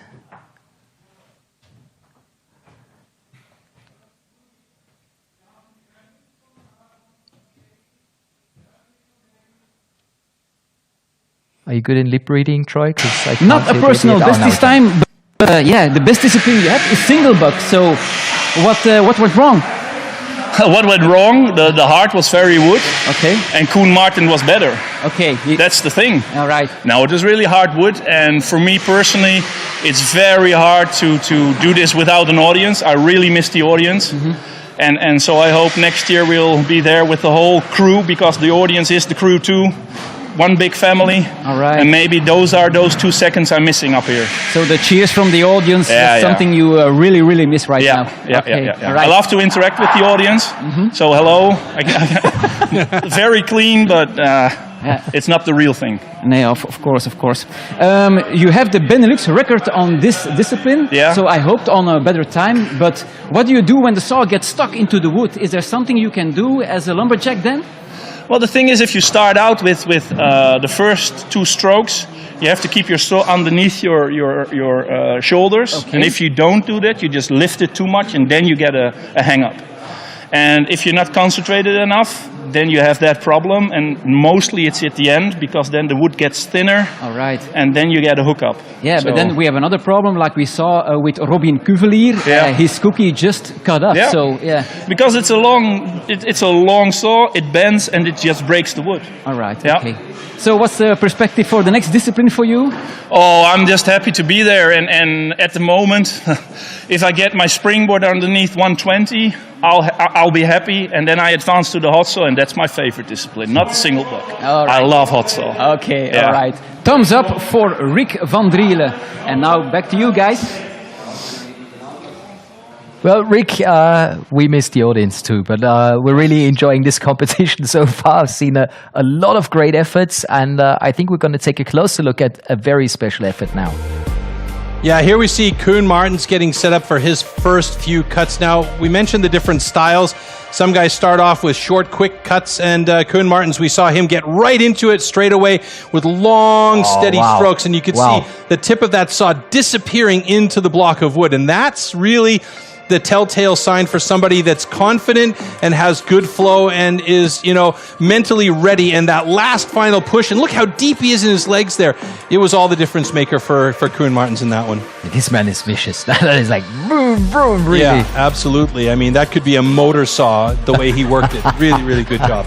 And he knows he's in great shape. You can really see it from his face. Yeah, absolutely amazing. He's feeling good. He's feeling confident, and he's ready to go. Well, so are we. We got springboard coming up next, and all you need. Oh, I just heard we're going back on side before we're going to move on to the springboard, because we've got a Facebook contest coming up. So let's take a closer look. And here with us, our project lead for STIHL Timbersports Belgium, John Bosmans. You have something to tell us. Yes, Davey, indeed.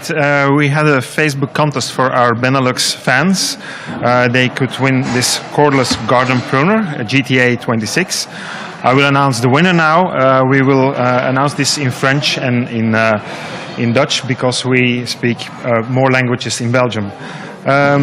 Quelqu'un pouvait gagner une scie de jardin sur batterie GTA 26 ici. Le gagnant est malheureusement pas quelqu'un qui parle français. On va l'annoncer en néerlandais. Dus iemand kon een GTA-accu snoeischaar winnen vandaag via onze Facebook-contest. Dat was de persoon die vandaag de exacte tijd kon raden, of dichtst bij de tijd kon raden, de beste singlebuck-tijd van vandaag. Dat was 14:97. En daar zat iemand spot on.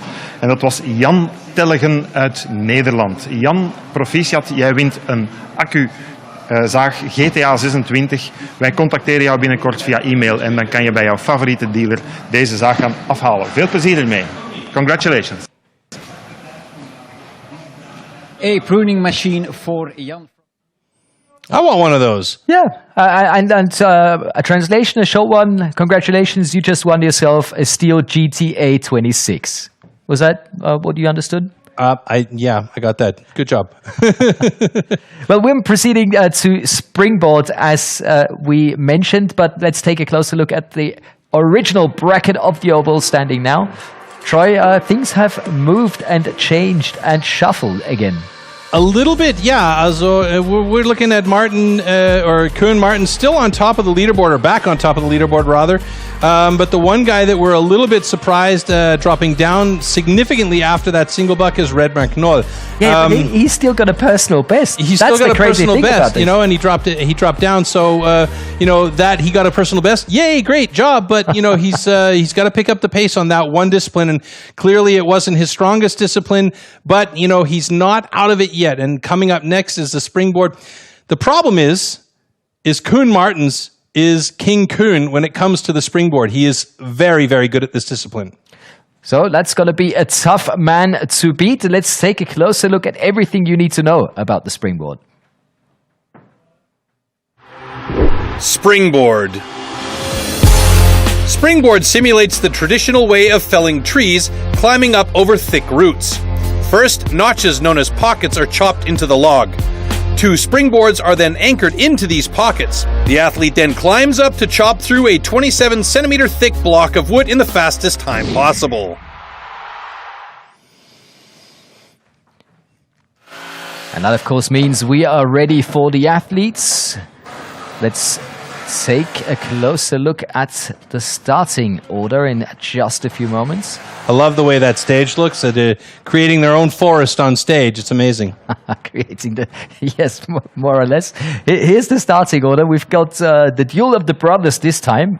We hope that they're actually going to come out together in heat number 1. Well, we'll Martin Cavalier versus Robin Cavalier. In heat 2, Ben Terpstra takes on Rick van Drielen. In heat number 3, we will get to see Martin Harms and Elko de Beer. And in heat 4, it will be Red McNoll against Koen Martens. So maybe in that direct confrontation, we'll see some more of Red McNoll, another personal best. Well, again, in the final heat, Red McNoll goes up against Koen Martens. Now, I have to wonder how much Red McNoll is playing in his head. I'm going up against the champion from Belgium. But he knows he's the champion. He's very good at this discipline. He's the Dutch champion, and he's very good at this discipline. So there's got to be a little bit of game playing going on in his own head. So he's just got to get out of that mode and get into the springboard in his mind and really focus on what he's got to do to take down a guy in Koen Martens that's very, very strong in springboard. And I think we need to focus on upcoming events, just to make sure that the tension stays. Here we have the competitions of 2020, which is actually not a bad number of competitions considering the COVID-19. It's been busy. Goes down. So we have been busy. You can see everything video on demand. There's been some great competitions that are worth watching, even if you've already seen it. I've watched some of them twice or 3 times. And of course, 8th of November, European Trophy, and 29th of November, the Individual World Championship here in Munich. Well, that's something you should not miss out on. Absolutely not. It's going to be fantastic. But now let's take another closer look at some of the scenes I think Troy needs to talk to me about.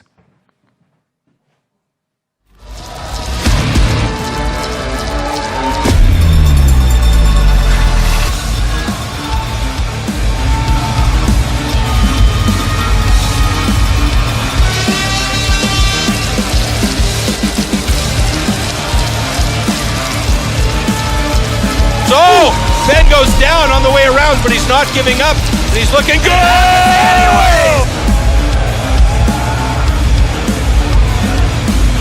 Ben Cumberland, a 13:06. Amazing. Officially. That is the world record to beat in the new setup. The monkey is off his back. Braden Myers is your 2019 STIHL Timbersports World Champion. Troy, what does it take to become the STIHL Timbersports World Champion 2020? That is my question. Good wood, good cuts, and a lot of luck in some cases, absolutely. But, you know, we're going to get a new champion hopefully this year, and we'll see how that all breaks down when we come into the end of November, and we have the individual world championship here in Munich. Very much looking forward to that. As you can see in the background, the crew is working hard on getting everything set for the springboard. I mean, they've done a great job so far. It's not really easy getting all those competitions in time, and so far I think they've done a tremendous job. What do you say? Well, I think they've done a fantastic job, but what I like a lot here is they were intelligent about this. There's 4 heats, and they've got 4 stands out there, so that means they just need to change one stand when they just need to change the stands, fairly quickly, and they're pretty good about it. So they've been really, really efficient on this particular event. Sometimes it takes a long time, and especially with the springboard, you could see that it is quite the piece of equipment out there. They basically, like I said, built a small forest on stage that the guys have to set their springboards, get up, and do the work, right? So that's going to be interesting to see how quickly we can get through this one because, this is a very challenging discipline for sure. Well, let's give him some more time. We've got another clip coming up for you, ladies and gentlemen, right now.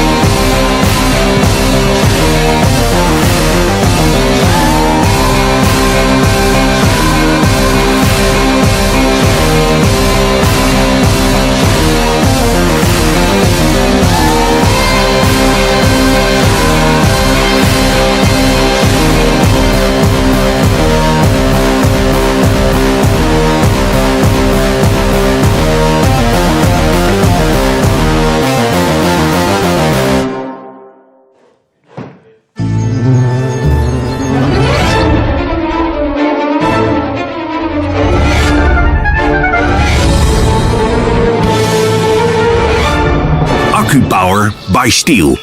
Alleen bij STIHL dealers.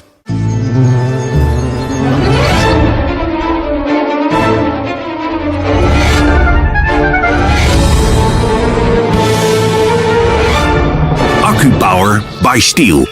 Alleen bij STIHL dealers. Yep, some really nice pictures, and we're almost set and ready to go, but we've got some hashtags for you, ladies and gentlemen. Hashtag STIHL Timbersports, and of course, my favorite hashtag for Troy, hashtag Kiss My Ex. Nice. Yeah.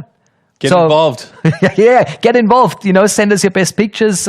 Send us your thoughts about STIHL Timbersports, about the competition, about your favorite athletes. Anything will do. Or maybe even send us some pictures of yourself being an athlete. I should do one of those. Yeah, I don't know if I could pass that one off on the bar. Well, maybe you shouldn't. What about springboards? Does everybody know everything about springboards? I don't know. Sure. Springboard's a pretty nuanced discipline as well. I mean, we're saying that a lot about all of the disciplines, but springboard you really need to have. I mean, you know, you got guys that are up 2 meters above the ground with a sharp axe in their hand. You got to make sure that that top springboard is set right. And we talked a lot about in earlier events how setting the pocket quickly, putting your springboard in at the right angle, because if you have a springboard that's flat and you step on it, starts to sag like this, then you don't have the power that you need to really work that block and or to get your next set of pockets set. So, having the right angle, making that first pocket done quickly. So optimal is a 4 to 6 hit pocket. We saw Sterling Hart in Stuttgart a few years ago. Crazy. He had a 3-hit pocket on the first one, a 3-hit pocket on the second one, and he got the world record for springboard. So, if you can get it done quickly, will we see a world record broken here today? I'm not sure. The way the wood's been active, I doubt it, but beating Sterling Hart's world record is going to be difficult, but Koen Martens came pretty close, so he's the man to beat for this particular discipline. We'll see how he fares and just how everything will break down during springboard here today. Because for me, I think it's probably the most difficult discipline from your headspace, from the physicality, and the fact that you're 2 meters above the ground with a razor-sharp axe in your hand swinging. It is a little crazy. It is a little bit of a wiggly board that's going to be playing games in your mind. So, understandably. Let's take a look at the starting order of springboards.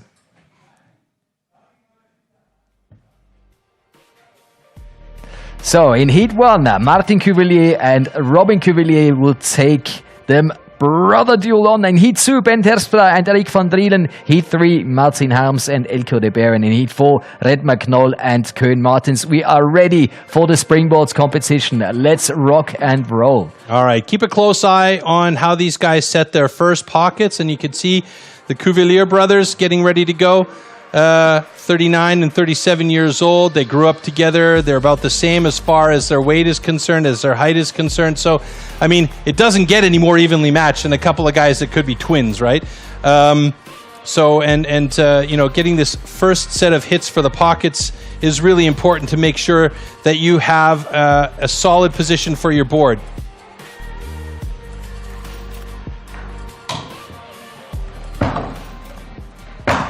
So it looks like on the left-hand side, it's Martin Cavalier has already set his first pocket and is up, getting ready to set his second pocket. Got a little bit surprised by the start of this competition here. Robin Cavalier, haven't seen if he's got that first board in yet. Yeah, now he's got that first board in, and he is setting himself up on the second board. And this is where it's important to get that second board in position. He's looking like he's got a good angle because you want to be able to push off of that back foot and not depend on all of your shoulders and your arms putting the power into that block. That can get really tiring.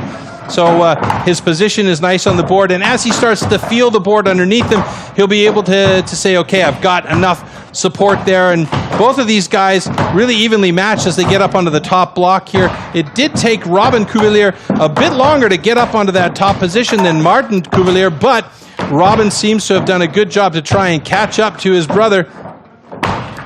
So, out here, no brotherly love. Martin Cavalier on the left-hand side, Robin Cavalier in the back on the right-hand side. And it looks like Martin Cavalier has the distinct advantage of going deep on that first side, and he'll switch to this strange angle on the backside shortly and try and get through there. A quick twist of the axe.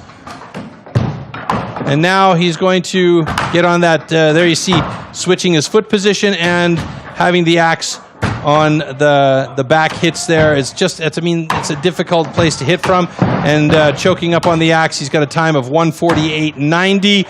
And Robin Cavalier with a 1:52.46. So those are unofficial times until Bart Janssen gives a thumbs up and has the go-ahead from competition control. We'll also get those adjusted times. And by the way, that time for Robin Cavalier is a personal best of 1:52.46. So the time to beat at the minute is 1:48.47. And the adjusted score time is 1:52.20 now for Robin Cavalier. So taking a look at this pocket setup for Martin Cavalier. Yeah, that's about 4 or 5 hits, maybe 6. I didn't count them really accurately. Gets that first board in. You can see the nice angle, gets that springiness in it, and he can use that angle to his advantage as he tries to set up. Now this is Robin Cavalier here as he gets that second pocket going. And then we didn't actually get to see how many hits it was on that second pocket before the board went in, but there on top, those last few blows by Martin Cavalier And one more should do it here as we take a look at the slow-mo. And my count is off again. Boy, I'm really batting 1,000 today as far as that's concerned, isn't it? Yeah, good heat between those two brothers. Nothing groundbreaking there, to be quite honest with you, but a personal best for Robin Cavalier, so great job. And there we see in the overall standings how that shifts things around, and both of them are neck and neck with each other in 5th and 6th positions at the moment. So Ben Terpstra and Rik Van Drielen will be the next heat getting ready to go. Rik Van Drielen said earlier in the interview that he'll be happy if he can get a time in under a minute and change, or under a minute and 30. But his personal best is 1:22, so we'll see how he does. He's got the experience over Ben Terpstra. Ben Terpstra is a bit of a lighter man, although he is tall. It could be to his advantage if he can get those boards set in a really good time and stable. So let's see how we do here. Okay. Athletes ready. Stand to your timber. 3, 2, 1, go!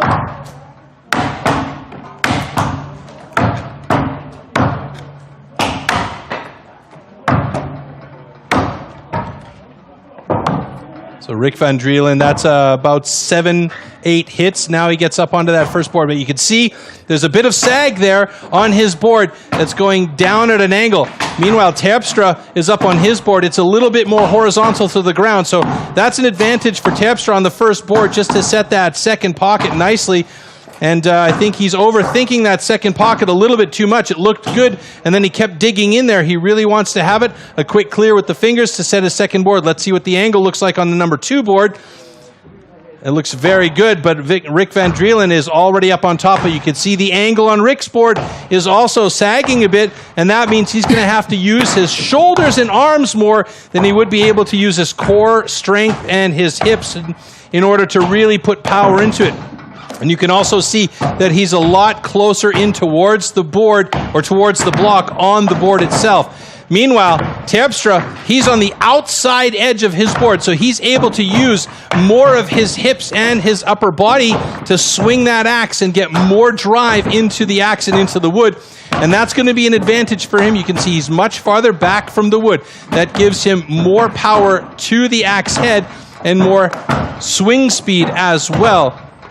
Rik Van Drielen's got that power, though, but you can see he's working it all from his upper body. That means he's going to be tired very quickly as he gets that axe caught in and struggles to get it out. Terpstra is already working the backside, and Rik Van Drielen has got a lot of material still on the front. Terpstra drops it in 1:44.36, a great time just ahead of Martin Cavalier, and that means he moves into the top position in springboard with a personal best. Very nice job by Terpstra, and it was all down to the positioning of his springboard at the top there. Had just a bit better position, and meanwhile Rik Van Drielen still trying to get through there. Now if the time runs to 2:25, 2:30, that means it will be a DQ because of running out of time. Let's just see here. Yeah, he's going to go back to the front side, but it's going to be a problem for Rik Van Drielen because he's already coming up on 2:30 here, and there it is. DQ at 2:30, time limit exceeded. He'll hear the whistle, and that is a disappointment for the veteran Rik Van Drielen. So DQ, 0 points for him, and he is exhausted, taking a little bit of a siesta there on top before he climbs back down. He is disappointed, definitely, because he knows he can do better, but we've seen it today. The wood is just not behaving in the favor of the athletes, and they have to work a little extra harder in order to, did I just say that? A little extra harder? A little extra hard in order to get through those blocks. So now our stage crew will get to work on replacing all 4 of those stands, and let's take a look here. Rik Van Drielen, 1, 2, 3, 4, 5. We don't get to see it continue. But I believe he had like a 6 or a 7 hit pocket on that first board. It was sagging a bit. And here you can see Terpstra getting up on his board. It was pretty well positioned. Started to sag a little bit, but didn't get much past parallel on his first pocket, and then Rick Van Drielen, you can see his second board sags out immediately when he gets up. That pocket just wasn't quite the way he wanted it, and that just played a role in how much power he was able to put to the block at the top, and it cost him a lot of time. And here we see the last couple of blows from Terpstra as he drops that block down. Good job by him, and a personal best for Ben Terpstra with a 144.04. He's happy about that.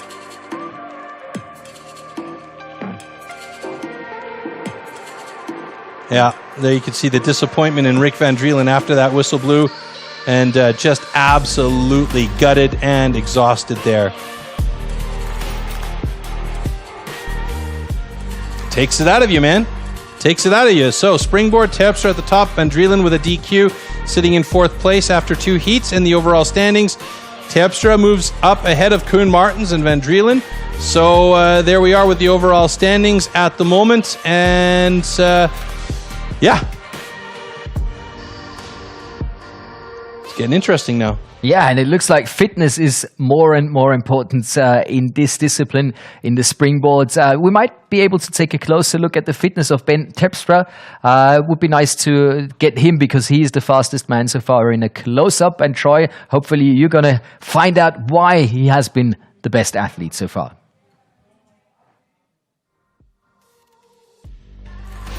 Yeah, you can you see that Ben gets that first board set in pretty nicely. You know, like I said, it did sag slightly, but here, 1, 2, 3, 4, and he started to second guess himself. I said this during the heat itself, that would have been enough right there, I think, but then he started to get a little bit deeper in. Probably was okay for him after this hit. Quick finger sweep to make sure everything is out of the way, and I think at that probably... point, yeah, I think, you know, at this point right here, he probably could have gone in a lot earlier. His board position would have been okay. But, you know, he got up there, and you could see he's got a nice angle on his board, and that springiness in the board helps him out because he can step back onto the back end of the board and really push off that back foot, twist his hips, and put more power into the block at the top, as which we saw from Rick Van Drielen. He was standing a lot closer to the block. He had to have his hands up higher on the axe handle in order to be able to hit the block without, he just didn't have the power. He didn't have the, you know, the strength in his hits in order to get through there as well as Ben Terpstra did in this case. And, you know, it cost him. It cost him energy. It cost him time. And at the end, he was DQ'd because he ran over time.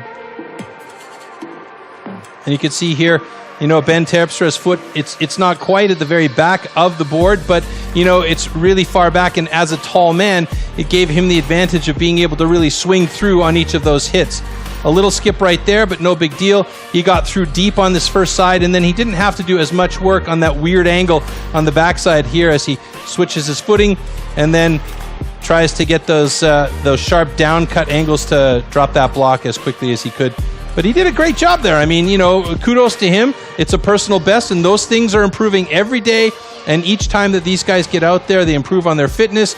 They improve on, you know, their use of the axe and the different angles that they're using the axe on. So, you know, you mentioned fitness earlier. Huge deal here, especially with the springboard, because there's so much going on. And then, you know, at the end, you have to be able to just keep going and get that thing done in under the 2:30 time frame. So a great job by Terpstra to be at the top of springboard so far. But there's 2 more heats coming, and the best man in BeNeLux is going to be in one of those 2 heats. Oh, I'm sure about that. So let's find out, who is Koen Martens?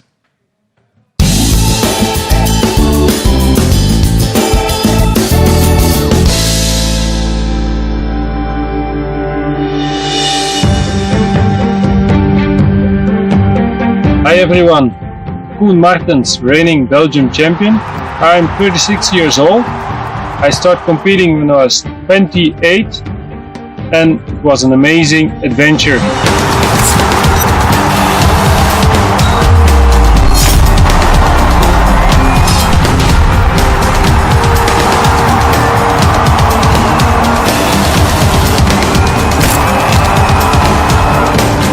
I am an arborist by trade, and I have 2 jobs. So one part is being an arborist, and the other part is teacher in metalworking. The highlight of my career would be the team race at the World Championship in Innsbruck. It was together with David Bergen, Maarten and Robin Cavalier and Arnold Schmidt. And for the first time I competed on a World Championship and we took the national record.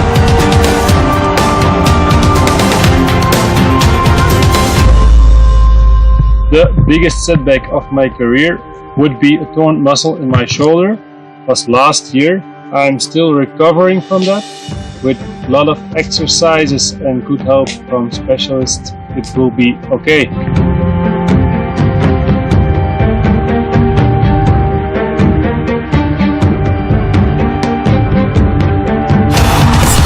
During Corona, I had some extra time, so I finished the house. And I spent some more time finishing axes, saws and chains, so everything will be ready when we start competing again. Koen Martens on stage side number 2. Last thing I want to say, I'm very thankful for everyone who helped me in this amazing adventure. So stay safe and I hope to see you all soon.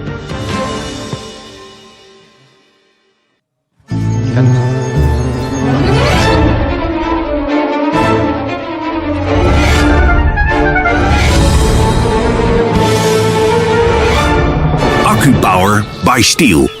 Alleen bij STIHL dealers.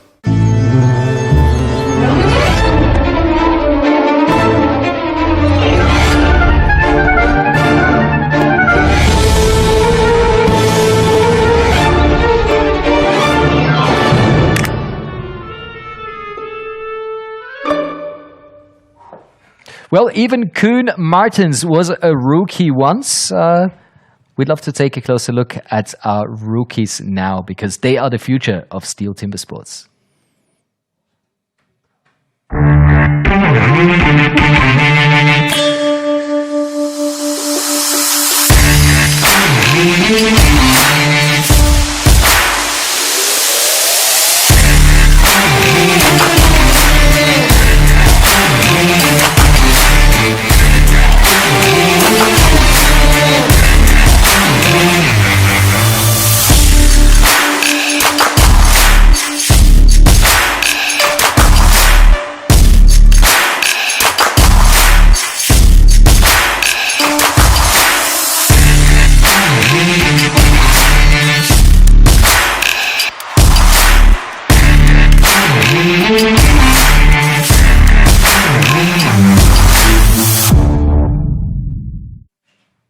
So we're getting ready for the heats 3 and 4 in the springboard competition, and it looks to me that the athletes are ready. Troy, what about you? You ready too? Oh, yes, I am.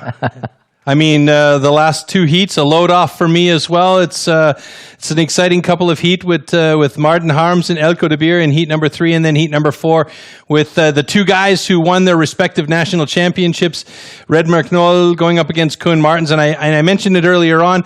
You know, it's that head game that Redmer could be playing with himself, knowing that, Koen Martens is such a strong springboard athlete, so we'll see how that breaks down when these two go head-to-head in heat number 4. But before that, Martin Harms and Elko de Beer have to go at it. And yeah, they've got some okay times. I mean, Martin Harms, his best time is 1:17.32, and Elko de Beer 1:08.97. So advantage could go to Elko de Beer. Let's see. Well, we'll find out in just a moment.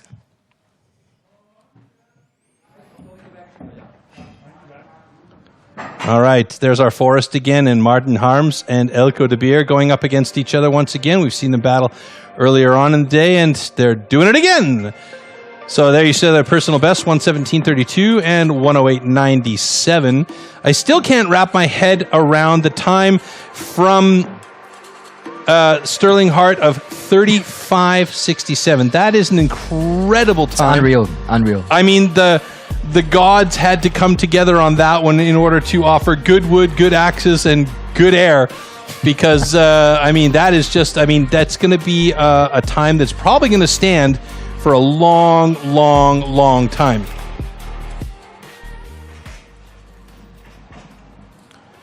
Martin Harms focused on that first pocket. He is thinking 4. 4. Here we go. Okay. Athletes ready. Stand to your timber. 3, 2, 1, go!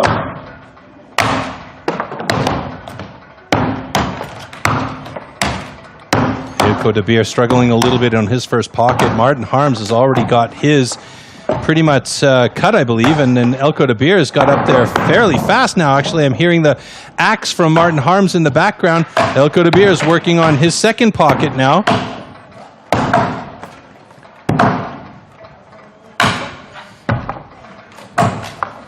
This is where precision and a little bit of power. That's about 6-7 hits right there for Ilko de Beers. Martin Harms now setting his second pocket. Ilko de Beers gingerly testing his springboard, but it looks very good for him up there as he's got a nice stand and has started working on the top block. Martin Harms now up on top of his board. Also looks like he's got a decent angle. Back foot pushes down, and he gets going on that top block now. And we already have passed the 106 mark, so again, not seeing any personal best dropping here in springboard for these two gentlemen. At least not at this point. Personal best for Martin Harms is 117, but that's done and dusted. And again, let's not forget, 2 minutes 30 is the cutoff for getting this event done for this particular discipline. Martin Harms up on top. Now Ilko de Beer is working on the backside of his block. That axe is getting stuck in there every hit, it seems like, and now 2 more hits should do it. There we go. It's down and out, and Ilko de Beer with a 1:43.32 unbelievably has the fastest time. Martin Harms yelling at his log there as he's gotten a bit of a weird angle and has started to splinter that wood out and not slabbing it away, and he's really struggling to get that thing through. He's got to get it done in 25 seconds, and here we go. Now he's going to finally get it through as he lops it off from the front side. 4th place for him in the overall standings after he's got 5th place in springboard.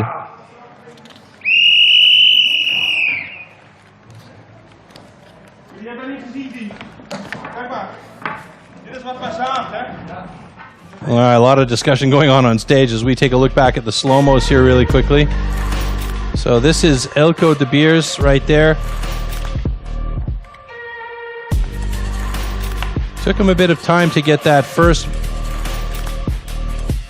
pocket cut, but nicely cut, and a little skip right there by Martin Harms. That's 6 hits right there. Oh, that was a good pocket for Martin Harms as he got up and went to set his second pocket.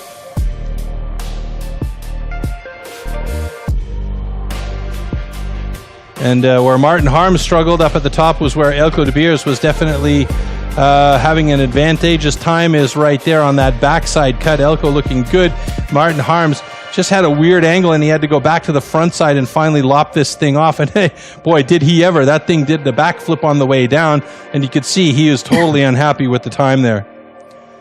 So, de Beer with the fast time of 1:42.99, Harms with a 2:08.26. And that will take a look at the overall standings now. De Beers stays on top. Koen Martens in second place. He hasn't done his springboard yet. And Knoll is down in 6th place, and he will be competing in heat number 4 with Koen Martens, Redmer Knoll. Remember, this is a discipline that Koen Martens absolutely is strong in. Look at the difference in time there. Personal best for Koen Martens, 56.32. Personal best for Redmer Knoll, 2:30.66. Remembering that in this competition, 2:30 is the cutoff, so he has got to, he needs to be training in the off-season in order to be ready for this particular discipline. And most of these guys, if they know they have a weak discipline, they'll spend a lot of time training on that discipline to make sure that they can at least keep up. But Redmer Knoll has his work cut out for him here in this competition against Koen Martens.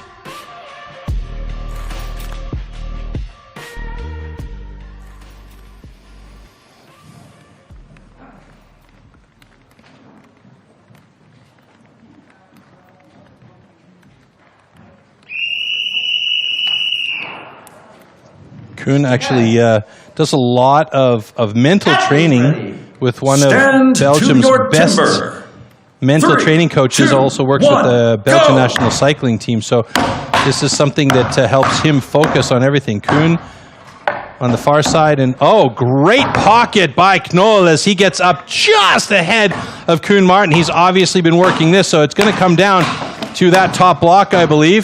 Koen Martins now setting up his second pocket. Oh, and look at this. Ha ha ha! Redmer Knoll with the second board in place already ahead of Koen Martins. Could it be that we have an upset here? Koen Martins, good position on top, though. This is where he excels. Oh, wait a minute. There's a problem with Knoll's second pocket. He's got to go back, take the board out, reset the pocket. He's in big trouble here now as Koen Martins is already up top. That is unfortunate. There was a big problem. There was obviously something that caught there that wasn't allowing the board to stay stable. Koen Martins already on the backside of his board. Not going to get a personal best here, but it's going to be a great time. And I imagine that he is going to definitely take over the top spot with a 101.47. Yeah, no doubt about it. Holy smokes, folks. That was a good one from Koen Martins, and I thought for sure Redmer Knoll was going to cause problems for him, but right now he is just having problems of his own with that second pocket. He didn't clear it out properly. The board is slipping too much, and he's already at the 125 mark. He needs to be rock and roll up top there if he wants to get done in the time of 2:30. Koen Martins waiting on top of his boards as now he comes down, and Redmer Knoll working to try and get through that. Now passing the 45, 145. Yeah, he's got 45 seconds left now. If he wants to get through that block, it's going to be tough for him. You could see that board sagging a bit. He didn't get the angle on it that I think he wanted. It was unfortunate because I thought for sure that he was going to be up on top of that second board quickly. 25 seconds to go now. Can he do it? He's almost there. He needs to get the points. He can't afford a DQ. Good job. 2:13.53, a personal best for Redmer Knoll. And I think he just overthought that second pocket a bit too much. I hope we can get replay in slow-mo on setting that second pocket and what happened to make him take his board back out and start re-hammering away at that pocket.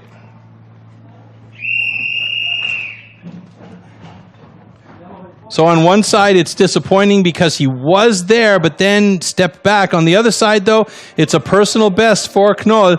So let's take a look here. This first pocket looked really good. He was set quickly. I think that was a maximum a 6-hit pocket. The angle was great. Koen Martins, on the other hand, man, he was just fire on this one. Sets that board, gets up there, and starts working on the top. As we go back over here, this was the first set or the second set? No, this is when he actually... No, you could see that board start slipping out. This is when he came back down, had to take the board out and then reset the pocket. And that's where everything went south for Redmer Knoll. So regardless, he's got himself a personal best there.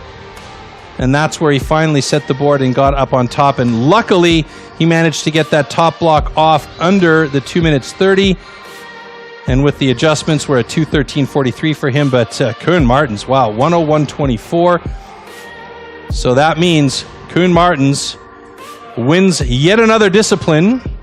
He's got himself 65 points. That's 15 points ahead of Elko de Beer in the overall standing. So, yeah, it could be a real nice battle between these two guys as we head towards Hot Saw, which is the difference maker, as we know, Marcus. Absolutely. And I think Koen Martins will be hard to beat today. But let's take a look at Redmer Knoll. I mean, it was his fourth personal best in the fourth discipline, and he started off so well. It looked amazingly good. I mean, he was faster than Koen Martins. And then that second pocket. Yeah, setting that second pocket, he was definitely quicker or at least on pace with Koen Martens. But then you saw when he got up there and he started taking that first hit, or at least tried to get the axe out, the springboard started to sag, and you could see coming down and down and down. And when you get past a certain point, that thing's going to slip out, and that's the last thing you need when you're 2 meters up in the air. We mentioned it earlier. You don't want to come down with a sharp axe in your hand from 2 meters up and have to deal with the consequences. So better that he took the time, reset the pocket, put the board back in again, and got up top. Yeah, it was a personal best, not the best time overall, but he didn't give up. He kept fighting, and 4 personal bests in a row. That's pretty awesome for Redmer. Absolutely, yeah. And I think Davey is already on site, getting ready with an interview partner. So hopefully we can hear some expert calls from down on the field of play on the big stage of STIHL Timbersports BeNeLux National Championships.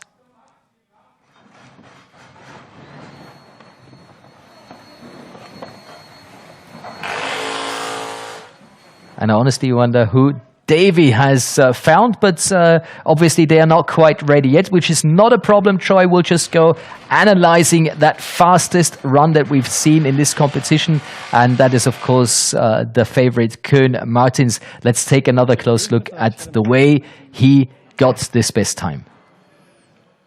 Yeah, so if we look back at the slow-mos here from Koen Martens, he set this first pocket, 2 hits, 3, 4... goes down angle 5, 6, 7, 8, 9, and okay, so not the fastest pocket. Oh, excuse me, that's not Koen Martens. That's Elko de Beer. Alrighty then. Yeah, that's but that was not too bad what he showed us. No, not bad at all. I mean, the first set of pockets, you could see him chipping out some material there. Finally cleans that area out a bit. And is that something that Red McNull forgot to do, just to clean out the material? It could have been that he just, all he needed to do was sweep out some of that material, because if loose material gets caught underneath the toe of the board before the hook gets in, then that can, wiggle around and move, and how the board will start to slip out. So sometimes it's just inexperience, sometimes it's overthinking it too much, and during the competition, things like these happen. Yeah, and this is what I mentioned to you earlier. He's getting inside his own head a little bit too much, knowing that he's going up against, Koen Martens, and it happens, right? Sometimes it's just a matter of one little hit there, and you could see. I wish you guys could see Troy now. He's showing me all the moves, especially before when he did the springboard. Using the spring. Maybe we can get a camera on Troy. Oh yeah. You should show everybody, because that was really awesome. He's getting all the power down and all the. But you're lucky, Troy, because I've just been saved by the bell. Yeah, Davey is ready with an interview partner. So let's go down into the STIHL Timbersports arena. Springboard, one of the most difficult disciplines in STIHL Timbersports, because all skills come together. Maarten Sterling Hart does it in 3 hit pockets. Sterling Hart heeft ongeveer 3 hits nodig per pocket. Can you hear it? They're making a lot of noise with the hot saw. Okay, it's okay right now.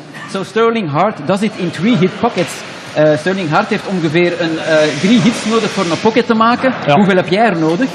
Als ik in vorm ben, 4, heel soms 4, meestal 5, tussen de 5 en de 10. Dan ben ik al heel tevreden. Okay. Maar dan moet echt heel hard trainen. Yeah, so Maarten needs 5 hit pockets to stick his springboard right into that wood. What do you think of your performance? Hoe heb je jouw oefening ervaren? Vandaag ging eigenlijk heel goed, ondanks dat ik samen met mijn broer dezelfde springboards. We hebben samen dezelfde springboards, dus moest ik springboards lenen. En dat is altijd even wennen. Okay. So normally he uses the springboard of his brother, Robin Cavalier. But now, they had to do the same at the same time. So that was a little bit difficult. And he lent the springboards of Martijn Harms. Ja, Nederland. Martijn Harms. Always nice that these guys are helping you, of course. Yeah. So now it's done for you. And you have a little secret to conceal. Je hebt nog een klein geheimpje dat jij wilt onthullen hier op STIHL Timbersports, want je hebt blijkbaar iets gefotografeerd dat heel zeldzaam is. Ja, ik heb de eerste links van België gefotografeerd en ook een wolf.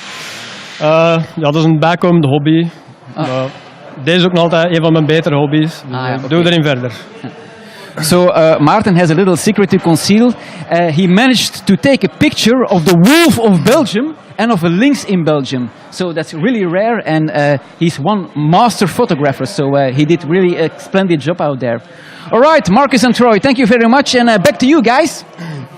Well, thanks very much, Davey. And talking about a good photographer, I mean, the World Trophy, that's a good place to go and take some brilliant pictures.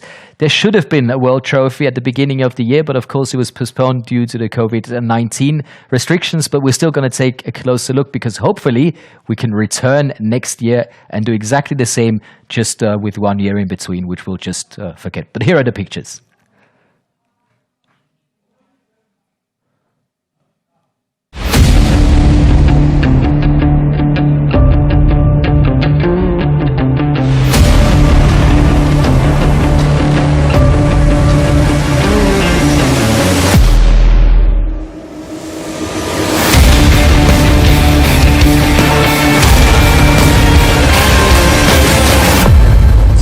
Arbeitswichtige.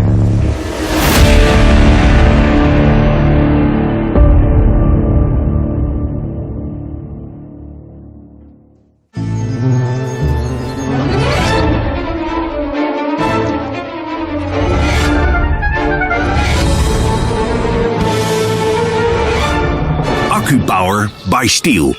Alleen bij STIHL dealers.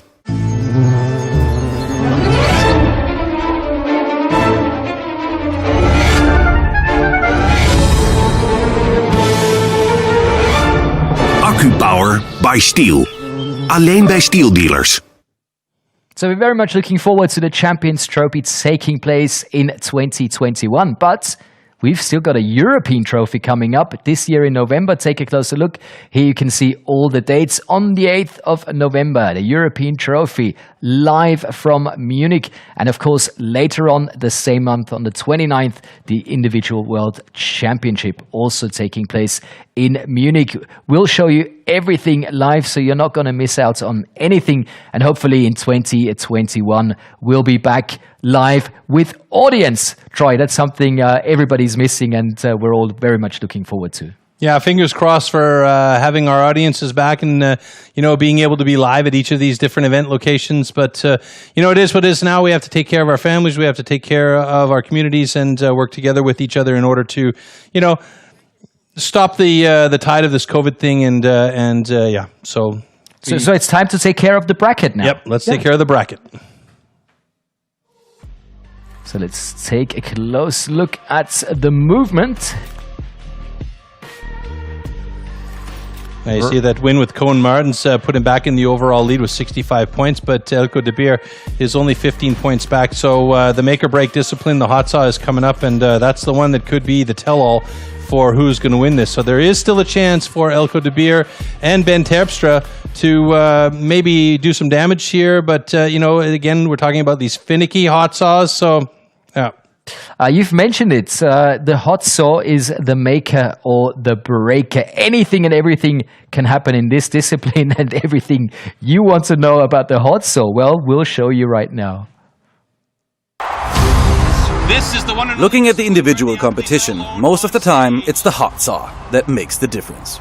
Yeah, probably the most important event, but also the most frustrating. These saws are so incredibly powerful and dangerous.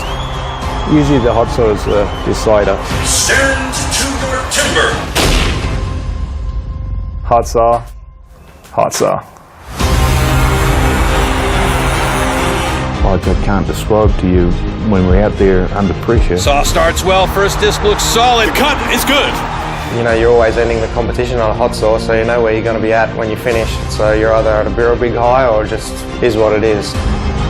Nice clean cuts, easy and relaxed. Der Hot Saw ist für mich die geilste Disziplin der Welt. 5, 6, 8, Robert Abner, 3 on the deck. Once the competition comes, anything can happen. Oh no, a false start by Sterling Hart. What a disaster. Yeah, it was a disappointment for me. Happens though, it's part of competing.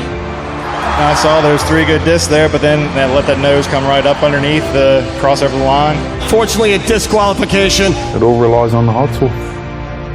If you have bad luck or if you did wrong, it's sport. Just, oh my goodness. What an absolute disaster. The chain came off. I was not disappointed because everybody see that I can be with the guys in front. Yeah, it's the make or break event, you know. I think you love and you hate it. Try to make 3 good cuts and no disqualification. The hot saw is where it's all won, so that's the best event. Well, you either love it or you hate it. But how does the format work? We'll show you now. Hot saw. For the hot saw, power saws are called into action and the athletes have a space of 15 centimeters to cut 3 complete discs off a 46 centimeter thick wooden block. Jumping the start or cutting over the line will result in a disqualification.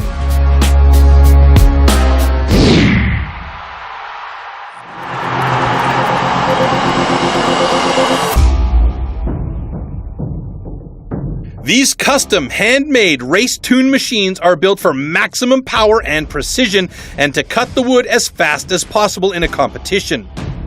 They are built with a 60 to 80 horsepower single-cylinder 2-stroke engine, often taken from a snowmobile or high-powered motorbike. The hot saw can weigh up to 30 kilograms and its chain rotates at over 250 kilometers an hour. The cost of a competition hot saw used in STIHL Timbersports is upward of €6,000.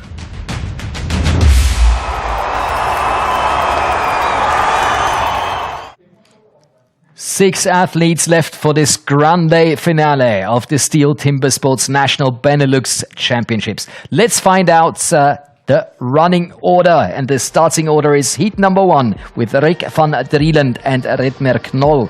In heat number 2, Martin Harms and Ben Terpstra will take themselves on, and in heat number 3 come Elko de Beer and Koen Martens. We are ready to rumble. Troy, let's do the hot saw. Yeah, let's do it. And something unusual for the hot saw is we have head-to-head heats this time. Normally these guys are out on stage on their own, but in this case we'll see them out on stage going head-to-head. Now, you can see Rick Van Drielen. This is a discipline that he really likes. His personal best is 6.97. That's not that far off the world record held by Dirk Brown of 5.20. So if you can imagine, he just needs to have 3 good cuts and he could well take a world record here today. Yeah, we can guess and we can wish, but we'll see. He's going up against Redmer Knoll. You know, the young guy, he's been great. He's the Dutch national champion. And now competing here. He's had a bunch of personal bests today, so he really can't be disappointed with how things went for him today, and he's in the mix for this hot saw discipline. So here's an opportunity for him to show and prove.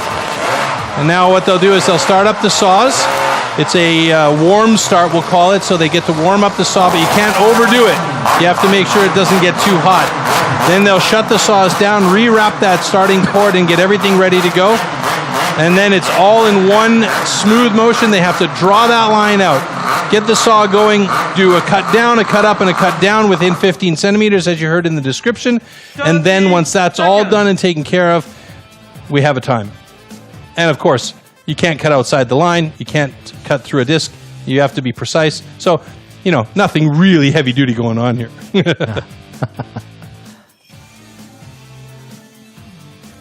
This is where it's about these finicky saws. So you can see 2 different saw blade types here on the right-hand side by Redmer Knoll. He's got the straighter steel blade, and on the left side, Rick Van Drielen has a little bit more of a belly-up blade, so we'll see how this goes. Great start from Rick Van Drielen. Oh yeah, 5.84, national record from Rick Van Drielen. That is fantastic, and he's going to be happy about that. Redmer Knoll struggling, and he has to restart that saw. His time is still running. I don't think he got 3 on the floor yet, but wow, what a time by Rick Van Drielen. Ha ha! Yes, sir, 3 bags full, sir, or should I say 3 discs on the floor, sir. Oh yeah, Redmer Knoll, trouble in paradise over there as he has to restart that saw to get his final cut. And there it is, 3 on the floor now, but his time, 42:25. That is unfortunate for the young man. What a great time for Rick Van Drielen, though. This is definitely a discipline that he likes. And now it is a new national record. How happy is he? 5.77 seconds after adjustment. So that's only, let me check it out here.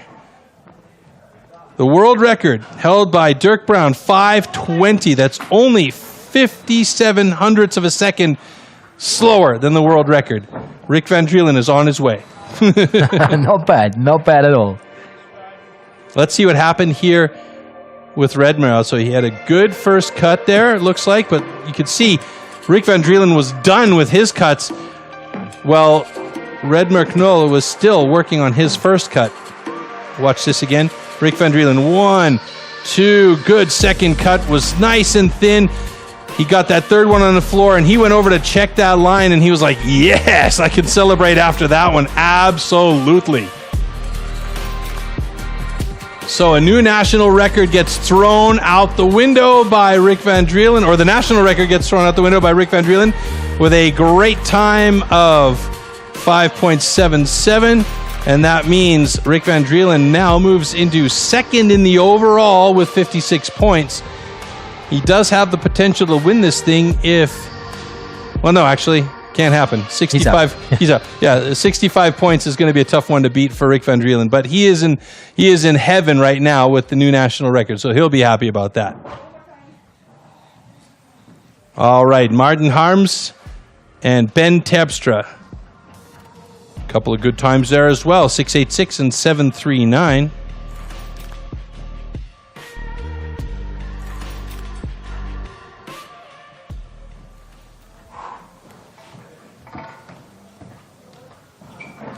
All right, everything is set up for heat number 2 here.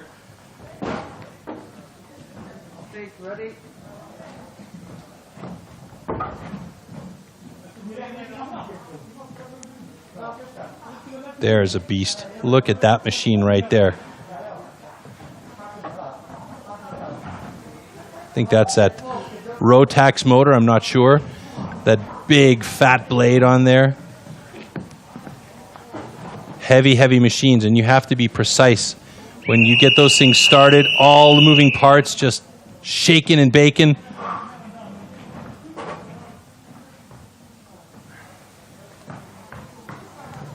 Ben Terpstra. You also notice that when Terpstra puts his saw down on the ground, his blade is more or less parallel with the ground. If you look to the left-hand side, Martin Harms, his blade is at an angle of about 20 degrees upwards, so theoretically speaking, getting that blade up and into position is going to be faster for Martin Harms than for Ben Terpstra. Let's see if that's actually the case as these two guys get themselves set up for competition. Saws are warmed up. They have to rewrap their starts and hook up everything to get ready to go. Seconds.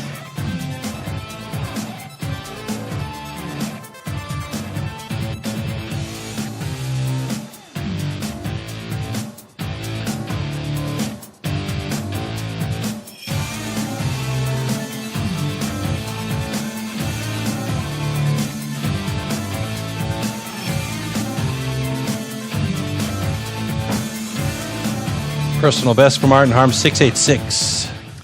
Athletes, ready! Stand to your timber. Here we go. 3, 2, 1, go!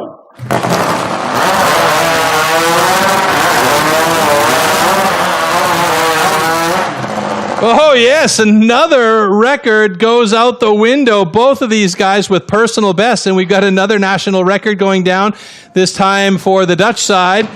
Fantastic. So we got 2 national records.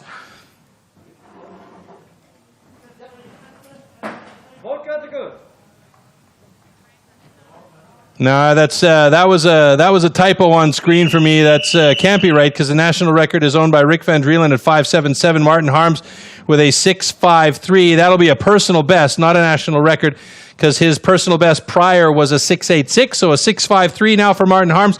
Ben Terpstra He's got a personal best today, 7.21. So some improvements there for both these guys. Look how those saws dig into that wood as they grind through there. Great job by both these guys. All cuts are good, as we heard. So those scores will count as we move towards our last pairing of Eelco de Beer and Koen Martin. Ben Terpstra, nice and solid there, and you know there's going to be improvement on his side as well. So, yeah, there we go. Martin Harms with a personal best of 6.53. Ben Terpstra also with a personal best of 7.21. In the overall, Koen Martens stays on top with 65 points. Martin Harms sitting in second place with 58. Terpstra with 57. So Eelco de Beer is really the only guy that can do any damage, and he's going to be going up against Koen Martens in heat number 3. And again, it's those head games that could start to play a role here between these two guys, knowing that one mistake could be the difference maker between winning it and losing it. 18 points up for grabs, by the way.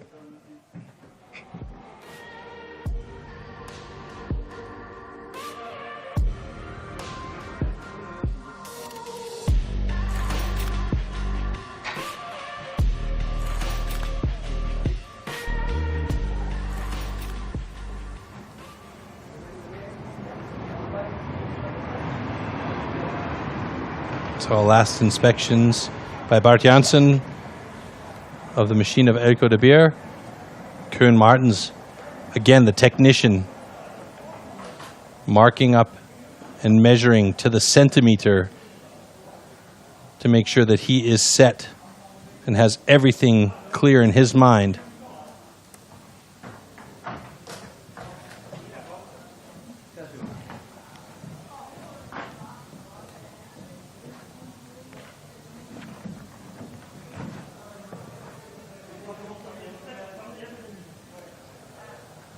So the only thing that can really prevent Koen Martens from taking the championship here today is a DQ, which is entirely possible with these machines. If they don't want to play, they will pout and kick you out.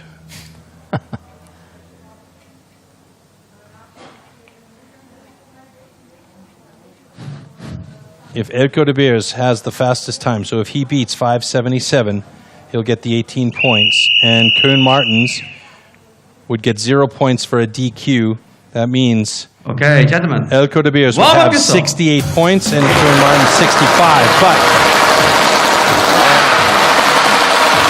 it's all about down to the action. Here we go.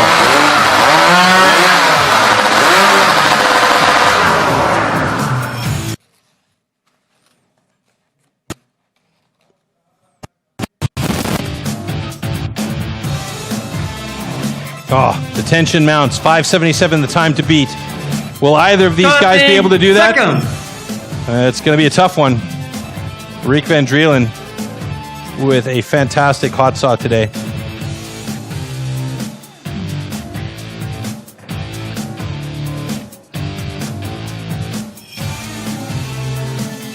I'll look through the protective glass at Eelco de Beer, excuse me, and there we see Koen Martens with all of his mental preparation.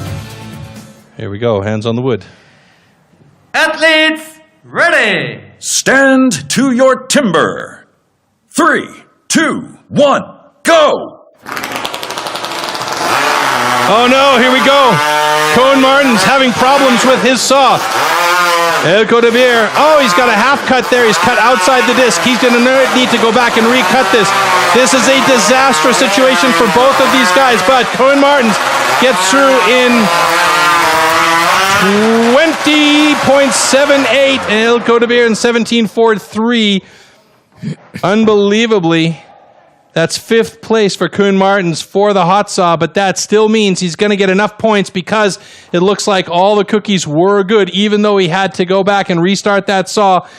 And assuming that everything comes out okay. Oh no, we've got a DQ on stand 1 for Eelco de Beer. So it flipped around, a DQ for Eelco de Beer, and that means Koen Martens, if all 3 cookies are good and no line is cut, We have thumbs up from Bart Janssen. That means Koen Martin is your BeNeLux champion 2020.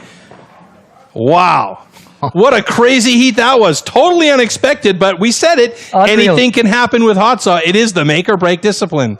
I was completely losing it. This is crazy. Yeah. And of course, if we get to the final score now, everything has changed, and Koen Martins, of course, made it. But Martin Harms in silver and Ben Tesbro taking bronze. That's a bit of a surprise.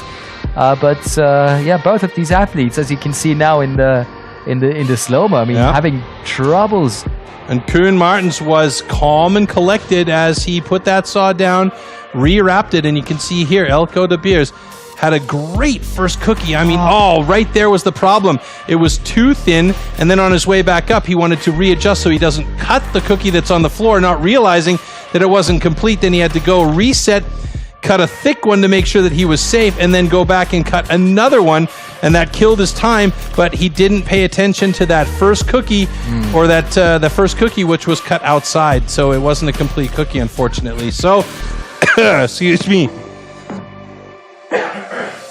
An incomplete cookie for Elko de Beers, a DQ. That's meaning 0 points. Koen Martins with not the best time of 20.80 after adjustment, but still enough for 9 points, and that means 74 points for the win, with Martin Harms sitting in second place with 58 points, and just 1 point behind him in the bronze medal position, Ben Terpstra. A very strong performance by the team from the Netherlands, but the BeNeLux champion is Belgian. It's Koen Martins, and that performance was more than impressive. And just like Troy said, he kept his calm. Everything started off really bad in the hot saw, in the breaker event, but he kept his calm. He went back down, and he did that really, really well. But Mark Harms is the one that had the fastest time, and that's the analysis that we still need to do, because we want to see how he can compete in the hot saw the best way possible, and that was this man today.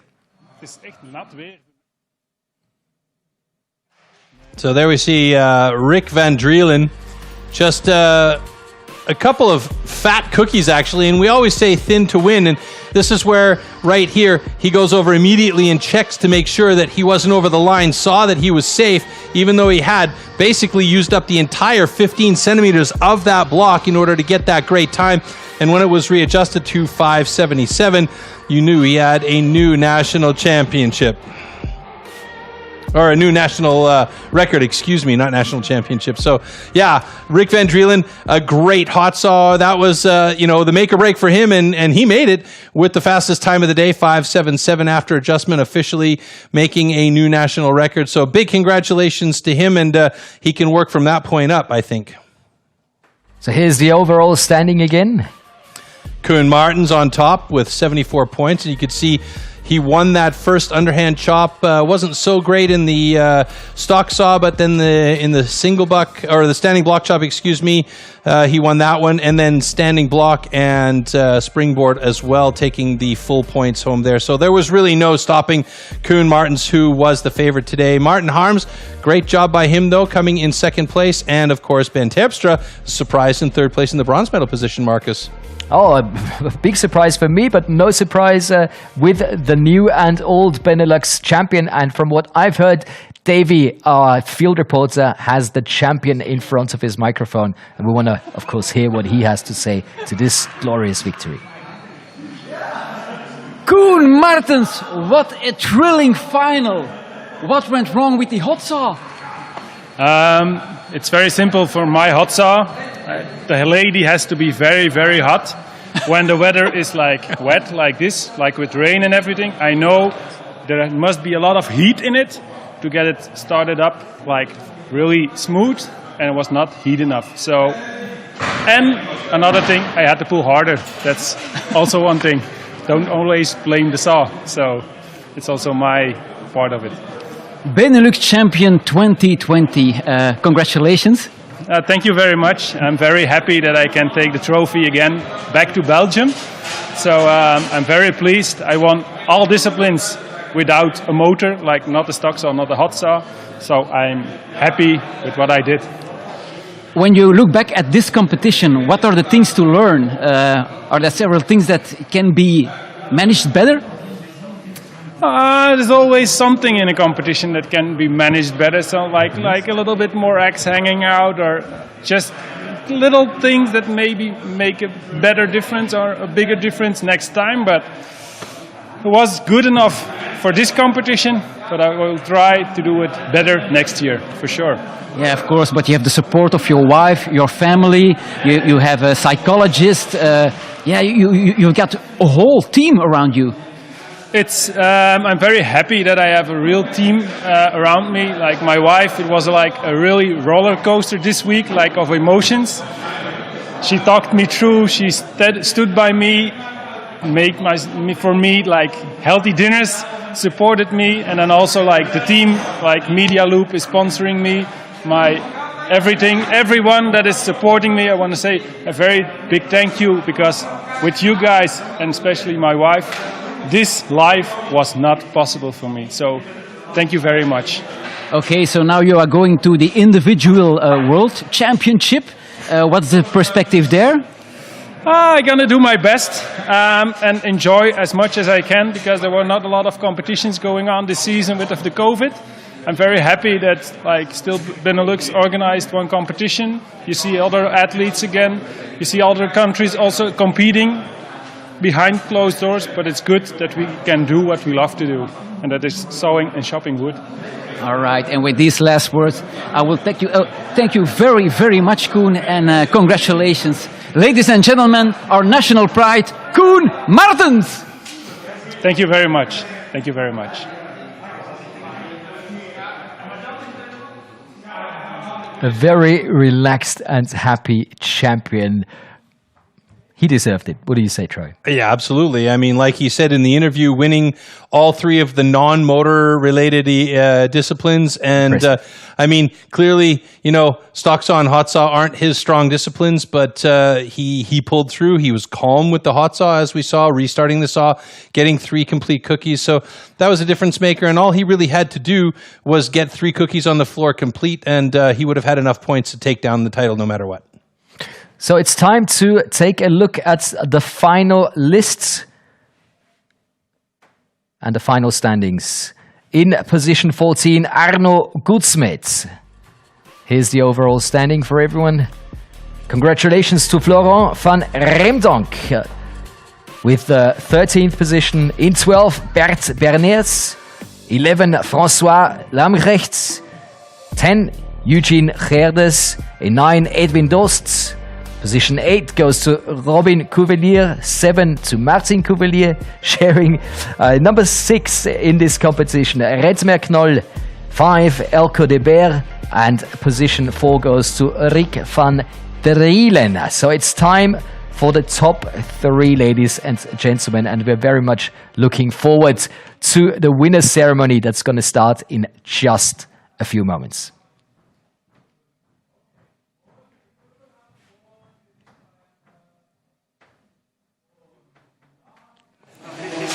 Oh, there we can see the trophies, Troy. Yeah, we commented on these earlier on. They're very cool. Wouldn't mind having one of those on my mantle. Actually, I wouldn't mind having a mantle. Yeah, no, I wouldn't either. So everybody's getting ready for the big winners ceremony. But that was a crazy competition. I really enjoyed watching that with all that drama at the end. And still you got a man who deserves to win. I mean, Koen Martens from the very beginning showed us that he is wanting to win this. His preparation, from what we've heard, must have been almost perfect. And yeah, he did what he had to do on the day. And I think he's a true champion. And I don't recall ever having a competition where there have been so many disqualifications because of minor stuff, and that just says that the judging criteria are very, very difficult for these athletes. So there's no messing around, and they want to make sure that it's a fair competition for everybody, and they're looking at just the smallest nuances, and it could be cutting over a line by like a millimeter, and that's a disqualification, as we saw earlier on in the underhand chop. And yeah, that's what Koen Martens said at the beginning of the competition. It's not to make any stupid mistakes. It's about the mistakes. And it looks like we can call in the bronze medalist here at the STIHL Timbersports BeNeLux Championships, Ben Terpstra. I can already hear the music. And hopefully very soon we'll see the bronze medalists. Ben Terpstra proceed into the arena to take his position. Ladies and gentlemen, we are ready for the medal ceremony of the BeNeLux Championship 2020.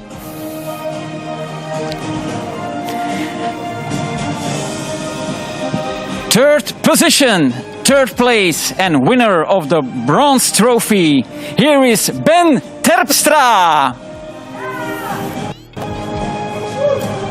He had a great competition, Troy. All right, Ben. Didn't expect him necessarily with to 57 points. So congratulations. Ben Terpstra for the Netherlands. And he gets the trophy out of the hands of Nina.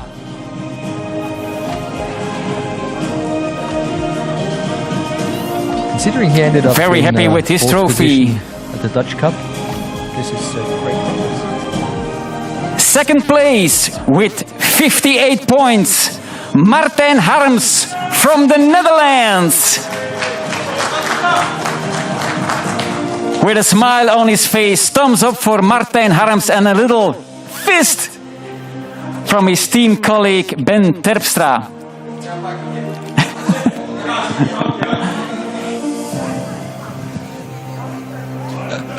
And here's Nina with the silver trophy. Almost number one, she says.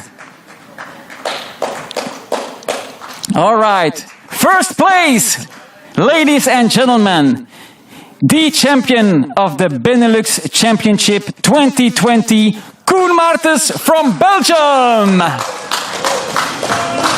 All right, Koen, well done. With 74 points,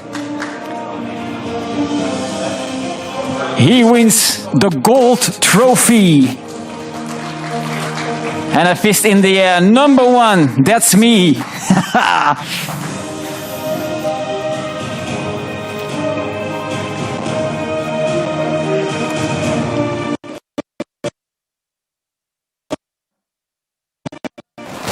Above his head, Koen Martens, BeNeLux Champion 2020. Congratulations!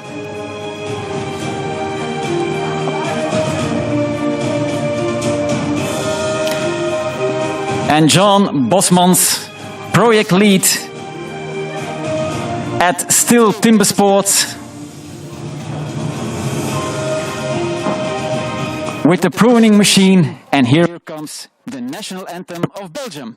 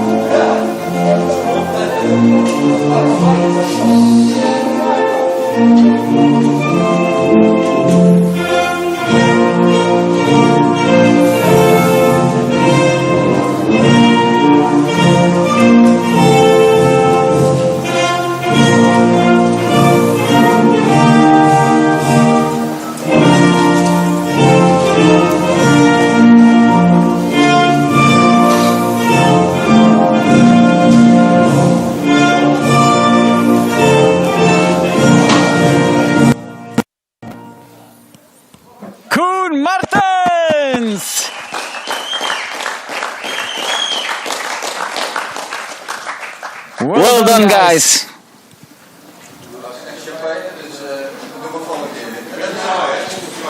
All right, thank you all for watching this live stream, and we'll be back in half an hour or an hour with the other live stream for the Team Cup challenges. So let's watch this.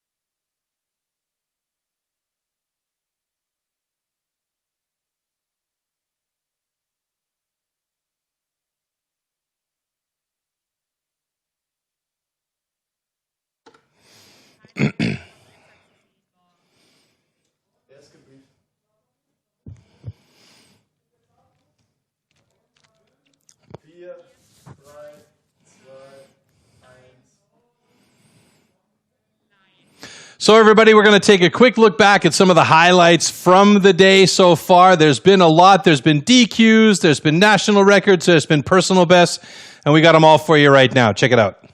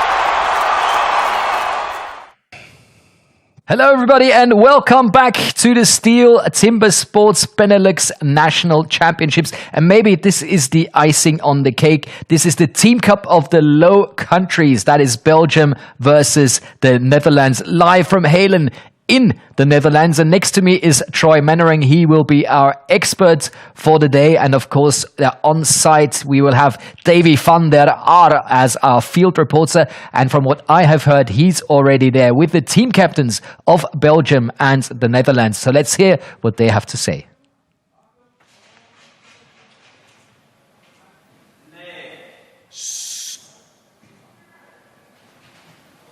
Indeed, Marcus, Team Cup of the Low Countries. And I have the two captains with me to have a little conversation. And here with us, Rick van Drielen for the Netherlands. We're going to win. Oh. Not so fast, Rick. Sorry. Let's first talk about your new BeNeLux record on the hot saw. What happened there? Yeah, incredible. The feeling I had already, the feeling that I was fast, but I didn't know it was underneath 6 seconds.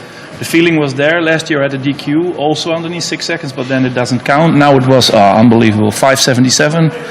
Thanks Dirk Brown for the chain, because that makes a big difference. And he's a master in it. Yes. He's the world record holder. I'm going to get you. I must admit, I didn't see that one coming. No, me too. Okay. Yeah. All right, now the Team Cup of the Lowlands. Yeah. What do you expect from that? It's going to be a close one. Yeah? Yeah, definitely. You got some specialists on each discipline. I'm the team captain, so I picked Eelco on the stock saw. He was a world record holder on the stock saw. Martijn is going to do single buck, I think. Single buck? And underhand, it's going to be a close one. Yeah. Standing, Redmer is getting the young gun, is getting a new chance. He's proven himself with standing several times. Now he's going to do it on the stage.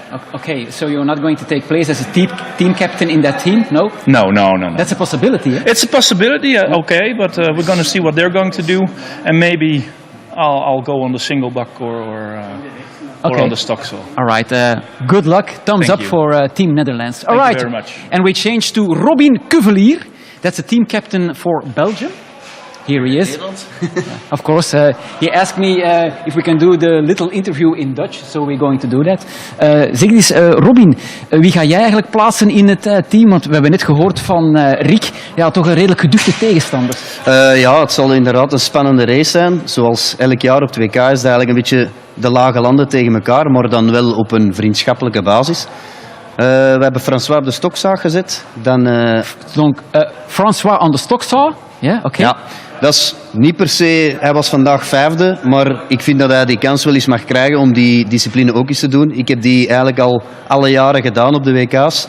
Maar ik mik eigenlijk om in de toekomst toch eens een andere discipline te mogen doen. So you want to give François the opportunity to participate at this Team Cup?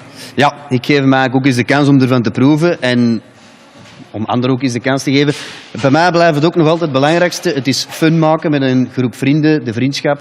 Ja. En we zullen zien wat het geeft. Okay. De rest van de team staan wel alle sterkste mannen vergelijk andere jaren. Alleen... So, wait a minute, so friendship above all in the Belgium team. And then we have the other competitors at the different blocks. So can you give us a little review? So... Ja, dan mijn broer Maarten, die staat op underhand. Dan gaan we naar singlebuck met Bert Bernards. En dan gaan we naar standing met Koen Martens. Okay, so your brother Maarten on the underhand. Dan singlebuck is Bert Bernards. All right. En dan standing is Koen Martens. Okay, all right. Okay. What do you expect? Rick Driel said, okay, we are going to win, but I'm not sure.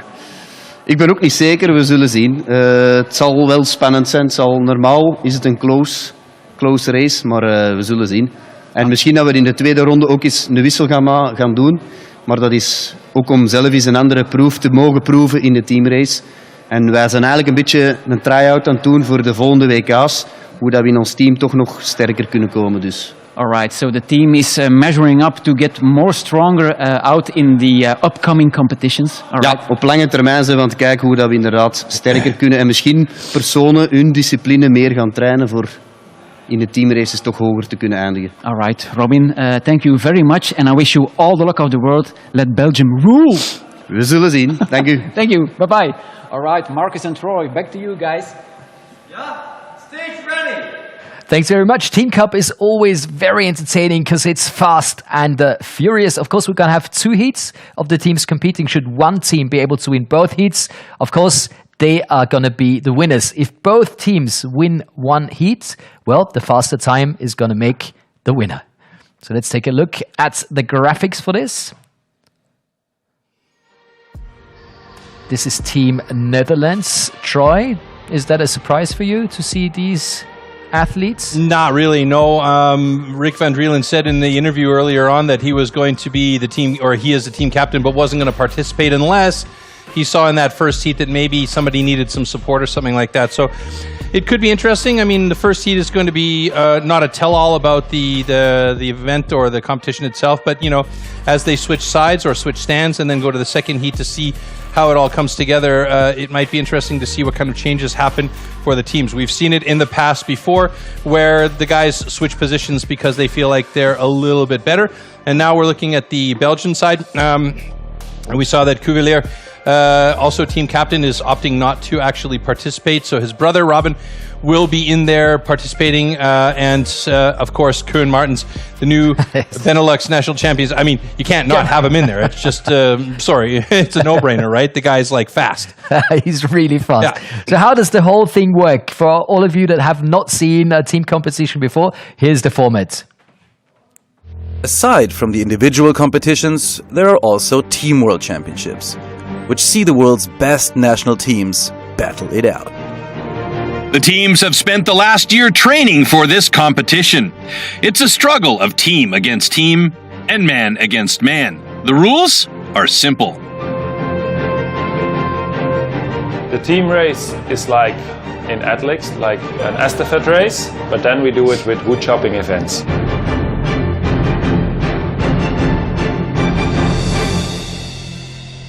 4 disciplines, head-to-head, so knockout situation. As soon as you lose, you go home, you know, so it's really important to continue on, and it's great spectator spectacle to watch and see who's the last man standing. Starts with the stock saw. You have to cut one whole cookie of a 46cm block. Moves on to the underhand chop. You are standing on a block and you have to split the block between your legs. From the underhand single butt. That's a 2-meter long single buck saw, and you have to cut a 46cm block. And then finishes on the standing block. It simulates the chopping of a standing tree.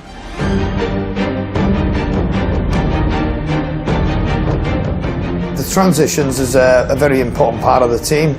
You know, you have to be very, very careful not to go too quick and get the 15-second penalty.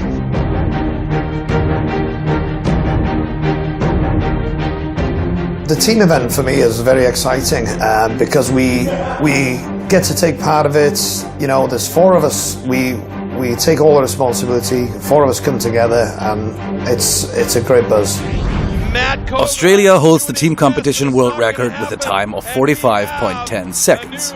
World champion team! The 2 dominating nations are Australia and New Zealand. No other country has managed to steal the World Championship title from them yet, although the decision was tight at times. Poland is in tight, but it's going to be New Zealand. Australia or New Zealand? Oh my God, how close is this? And it's Australia! And now it's time to rock and roll here at the STIHL TIMBERSPORTS National BeNeLux Championships. Let's get the team competition on the way. All right, well, as you heard from the description earlier on, you start off with the stock saw, and then it goes over to underhand chop, then to the single buck, and then finally the kick discipline is the standing block chop. If we look over at the other side of the stage there where Marcus all of a sudden comes on screen, you know, our kickman for Belgium is Koen Martens. He's going to be on that standing block. So let's see how this breaks down. Remember stock saw? They'll warm up the saws, place the saws down, and then we get going. Here we go. Okay, gentlemen, warm up your saw.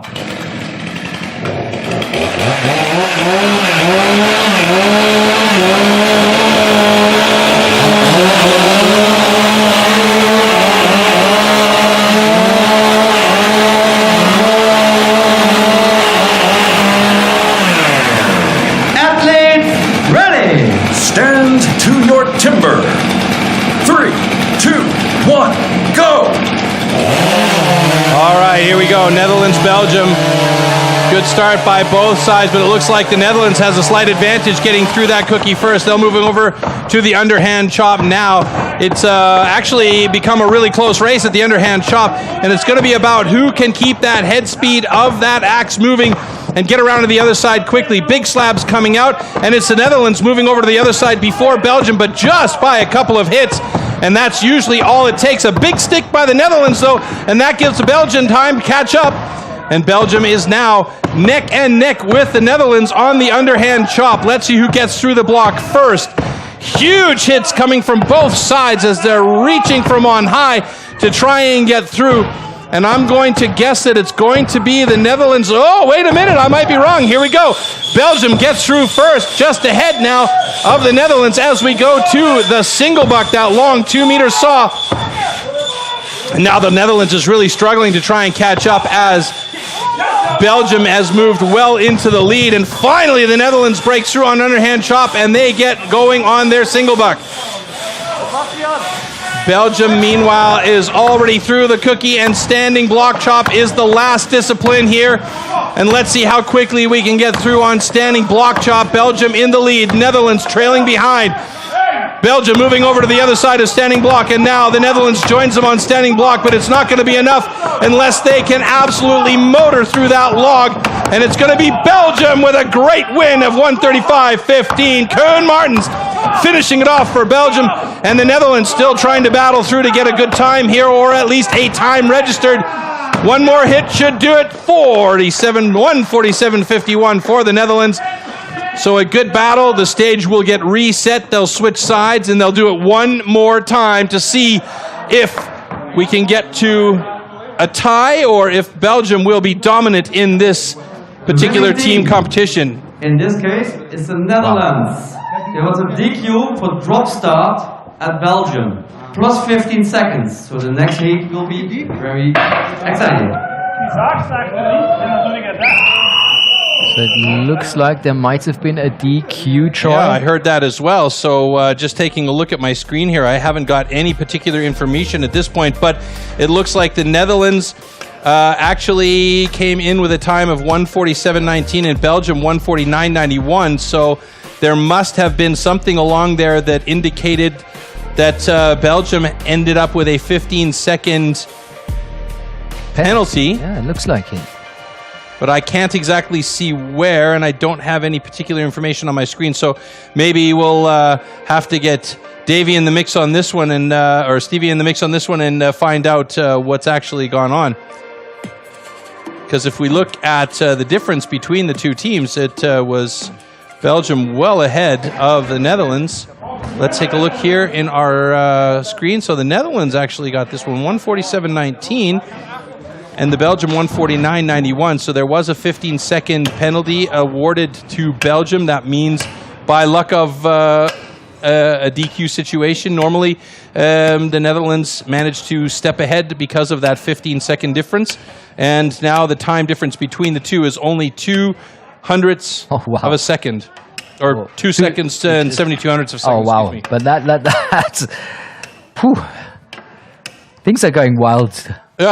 Yeah, I mean, Belgium was dominant on that one at the latter part, but the Netherlands was strong in the beginning. They had the faster stock saw and their... You could say the faster everything. They were just going strong. Absolutely more amazing. or less, yeah. I mean, we saw that the Netherlands had a very good stock saw, and their underhand chop started off really well, but then a couple of big sticks on the underhand chop, and Belgium started to get through and managed to break through the block on the underhand chop faster, and that got them over to the single buck a little bit faster, and the single buck is a really difficult one to to catch up on unless you're an absolute beast on it like Jason Wynyard.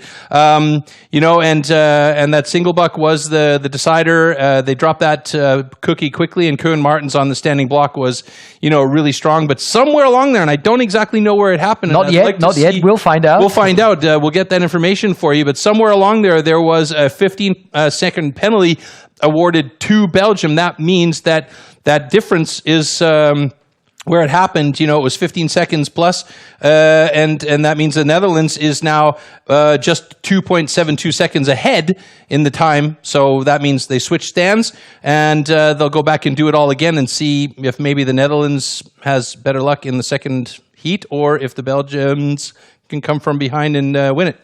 Well, if they're as impressive as they were in the first heat, everything is possible. But it's going to be very, very, very, very exciting to see what's going to happen in heat number 2. And of course, as soon as we get information what that 15 seconds penalty was for, we'll tell you. And till then, Troy, all we can do is take a closer look at the crime scene and hopefully get some information for you in just a few seconds.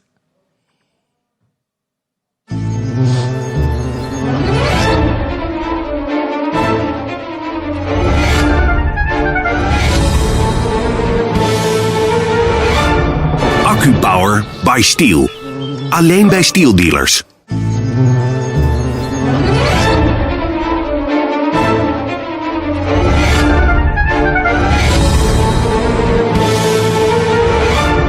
Accu-power by STIHL. Alleen bij STIHL dealers. And even though I'm not sure what's happening at the moment, this is what I love about the team competition. It's always exciting. There's always something going on. It's like one of those relay runs with great excitement and, of course, a bit of noise. Troy, this is not comparable to anything else, is it? Not really, no. And I love the team competition because it's so fast, and you know, you're going from one discipline to the other, and the pressure is on. You got to work as a team. You know, you can't jump the gun going from the one discipline and starting the next one. So yeah, it's really exciting in that respect. That it's also very important to note that that 15-second difference could be the difference maker for a win. So if Belgium comes back and wins this next heat, then we're tied up, and it comes down to the times. So then it can become a real fuzzy little situation where we're talking about, okay, the time was here faster, but they're slower, and so because of this guy wins. It's going to be crazy to see. So switching the stands, going back to the action, and I'm looking forward to seeing if Belgium comes back with a really fast time. They won it the last time with their national record is like 1:14 and change. So, I mean, they are fast. They know how to do it. So let's see if they can do it again. All right, here we go. Now looking at what happened here. It could be an early start on the transition from the stock saw to the underhand chop. Couldn't really tell, and this is one of the reasons why we have competition control, and it's those milliseconds that make the difference.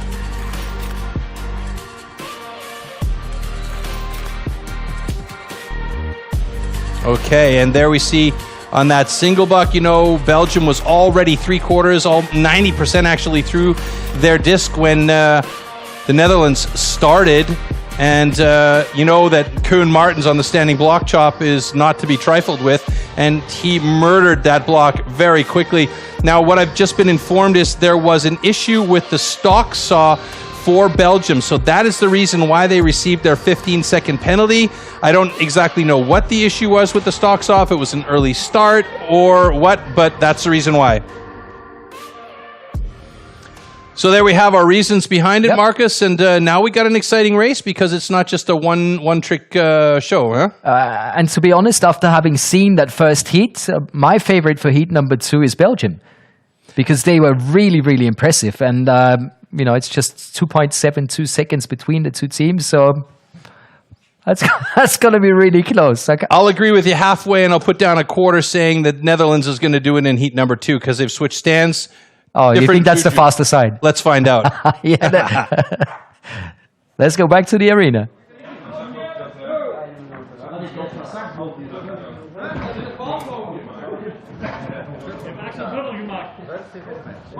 Well, I can see the athletes getting ready, but obviously we're still going to stay a bit here in the studio, Troy. What about psychology? That's something we need to talk about, especially in a team competition. If it's man on man, if you know, are you the type of guy that likes to come from behind, or are you the type of guy that likes to race up front? I'm not the type of guy that moves fast at all, generally, so it's a tough call. But you know, I don't necessarily like to be in front all the time because in front, then you've got 10 other guys staring at your backside trying to catch up with you. But if you're in a second or a third or even a fourth place position, then you can kind of gauge yourself as to what's happening in front of you and say, okay, I need to take him out, then I need to take him out, and then my target is the number one guy. And if you time it just right, you can get there just in time to, cross the finish line with your nose. So, it's I don't mind being a couple spots behind, and I think the Netherlands is going to be, like you say, in a little bit of trouble here, but I'm still going to say I think the Netherlands is going to do this one. It's different juju on the right side of the stage, so let's find out. Look at the individual competition. I mean, we have a Belgium champion, we have Koen Martens, but behind him we had 5 Dutch athletes, and considering this, they are so tight and so close together. Absolutely, and so a lot of those personal records broken by Dutch athletes as well. So we'll see. Well, we're ready to go. Hopefully, everyone else in the Netherlands is, and it looks like we're going to start heat number 2. Troy, let's rock this. Okay, gentlemen, warm up so.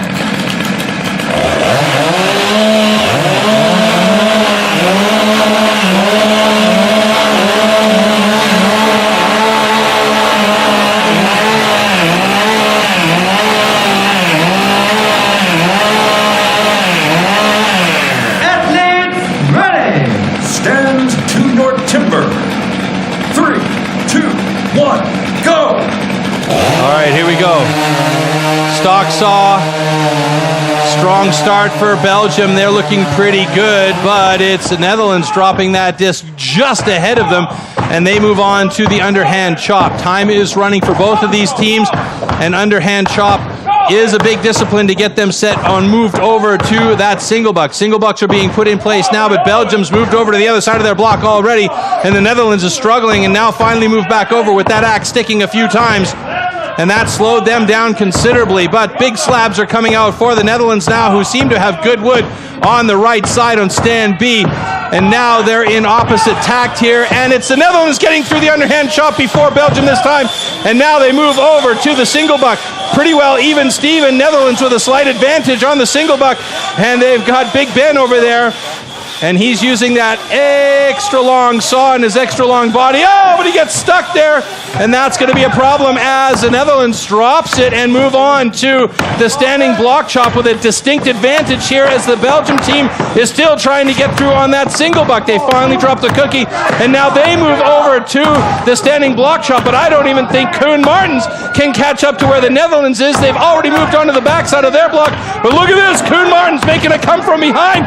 Can he do it for Belgium? The Netherlands, 1 more hit, 2 more hits should do it, and it looks like the Netherlands is through in 125.98. Belgium in 128.24. Holy smokes, folks, was that ever close? Are you kidding me? Woo! I don't even know what to say there anymore. That was insanity. Now that is entertainment. Booyah! Okay, ladies and gentlemen, the winning team is the Netherlands. So, by virtue of a 15-second penalty in the first heat and a win clean in the second heat, the Netherlands takes it down, and they are your new BeNeLux 2020 team champion. Woo, yeah! Wow, that was a burner. That was a burner. Oh, my goodness. That was exciting.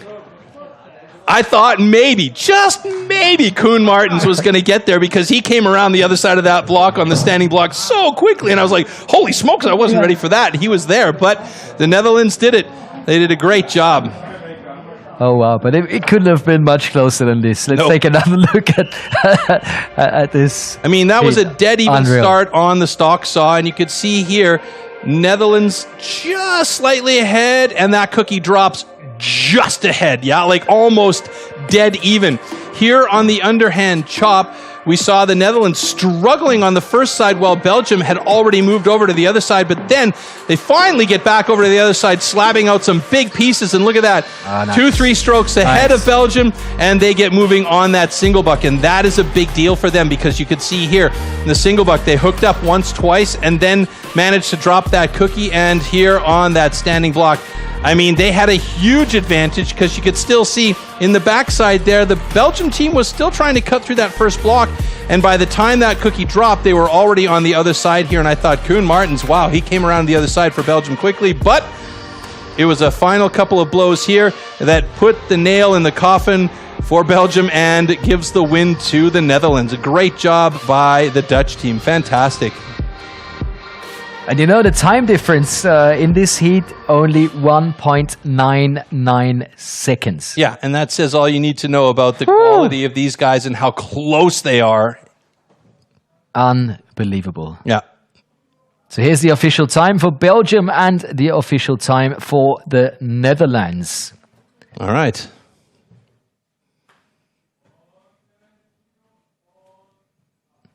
And that, of course, means the new STIHL TIMBERSPORTS BeNeLux national team champion is the Netherlands. Great job. Well done, guys. And hopefully, Davy van der Aar is going to have the winning team for us in a live interview soon. Troy, anything you want to tell the Dutch team? Well, congratulations, first and foremost. I mean, I'm out of breath after that heat. It was just amazing. I was so excited. I was just I was so excited. It was great. I mean, guys, you can't believe how loud it was in the studio. It's like, oh, they're going to sometimes I can't help myself, and it just starts pouring out of me, right? And I love it. It was great, but it was really, really exciting, that last heat. And, you know, it could have been a different story. We saw as well, you know, how quick they were. And it looks like they're already at the interview here. And Harms, one of the competitors. Yes. Honestly, I thought that Belgium would win. At the second race as well? No. Then again, of course, no. Yeah. Yeah. Well, the first race we had lucky. Mm-hmm. I had problems with my underhand. Yes. There was a big nut on the bottom. Okay. But then the second race we changed, and yeah, that was good. That was a lot better. Yeah. Yeah, it was a lot better. Okay. How do you define which competitor is taking place in which discipline? Is that? Yeah, we have the results of today of the championship, so you can see which one is the quickest one on standing or underhand. So you can choose your places. I thought that the times were a lot faster than in the individual championship. Yeah, I don't. Yeah, but with the underhand, the top was showing off. So, okay. So we have less wood to chop, so it's quicker. All right. Okay, then maybe we'll make a change. Yeah, right we'll now. make a change for Ben. Ben Terpstra, ladies and gentlemen. Ben, I thought you were thinking of your newborn baby when you were doing that. Is that correct or not?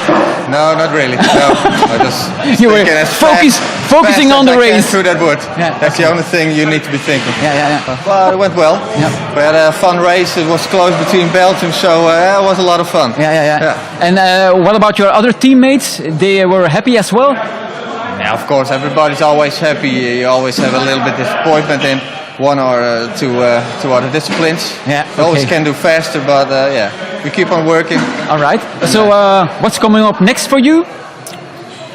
Yeah, what's coming up next? There are not many events. The fathership. Yeah, that's a big one. Yeah, of course. Yeah, no championships anymore. After that, no competition for me, because then I'm only tired. I think so. Okay. Then we'll see next year. Then you have to change diapers. Yeah. And then I hope next year all COVID is gone, you know, and we can do the normal competition like we always do with the fans. So, okay. All right. With audience, of course. All right. Ben Terpstra, thank you very much. Thank you, man. Ladies and gentlemen, the Netherlands for the win.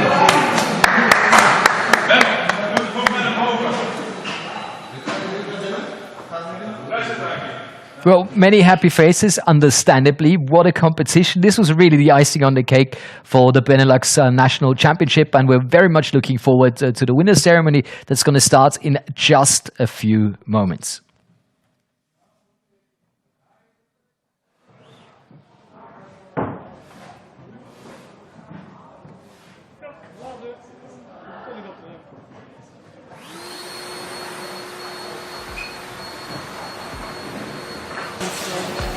Test 1, 2. Test, Test, Test, Test.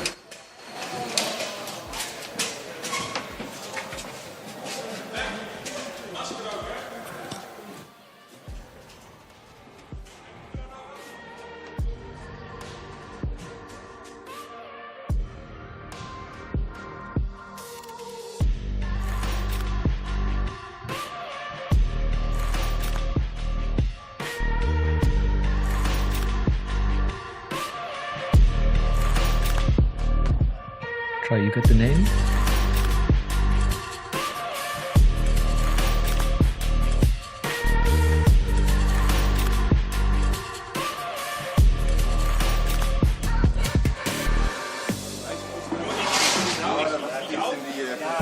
Ich mach es genau, alle, ja, alle.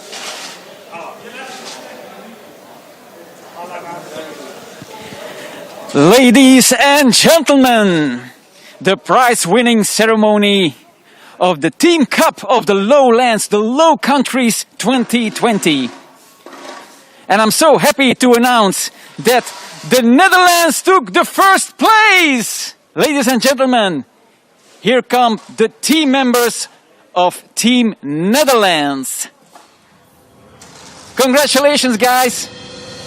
Now you can see, of course, the smile on their faces. But I can assure you, behind these masks, they are all wearing a big, big smile. Congratulations, guys. Hands up in the air. Ladies and gentlemen, Team Netherlands.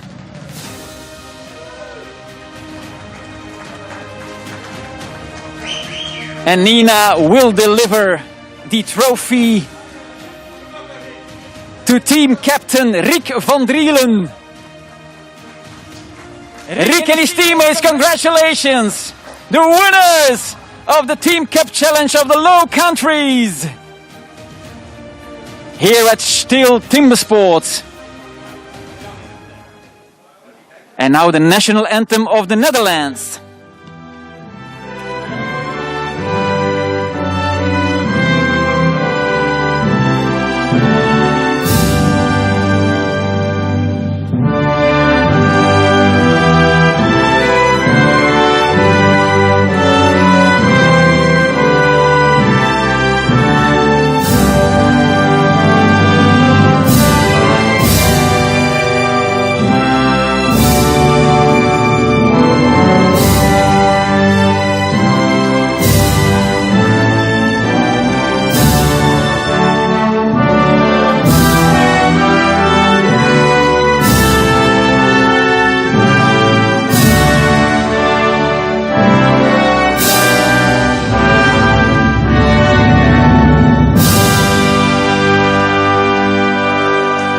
Hands up in the air, Team Netherlands, the winners of this Team Cup Challenge of the Low Countries. Thank you very much, guys. And people on the live stream, thank you for watching. And see you next time. Bye-bye.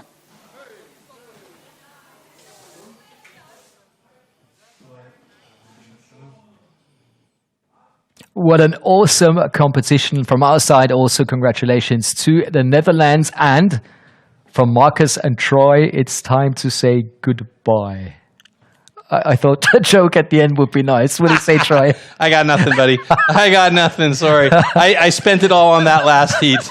That was so great. Yeah, I think we should take a look at the most beautiful pictures of the day. Thanks for joining us. And don't forget, we'll be back very soon with a European trophy and, of course, the individual world championships. Troy and me will be there as well. Hope you're going to join us. Enjoy the pictures. Good night, and hopefully see you soon. Bye-bye. Ciao, everyone.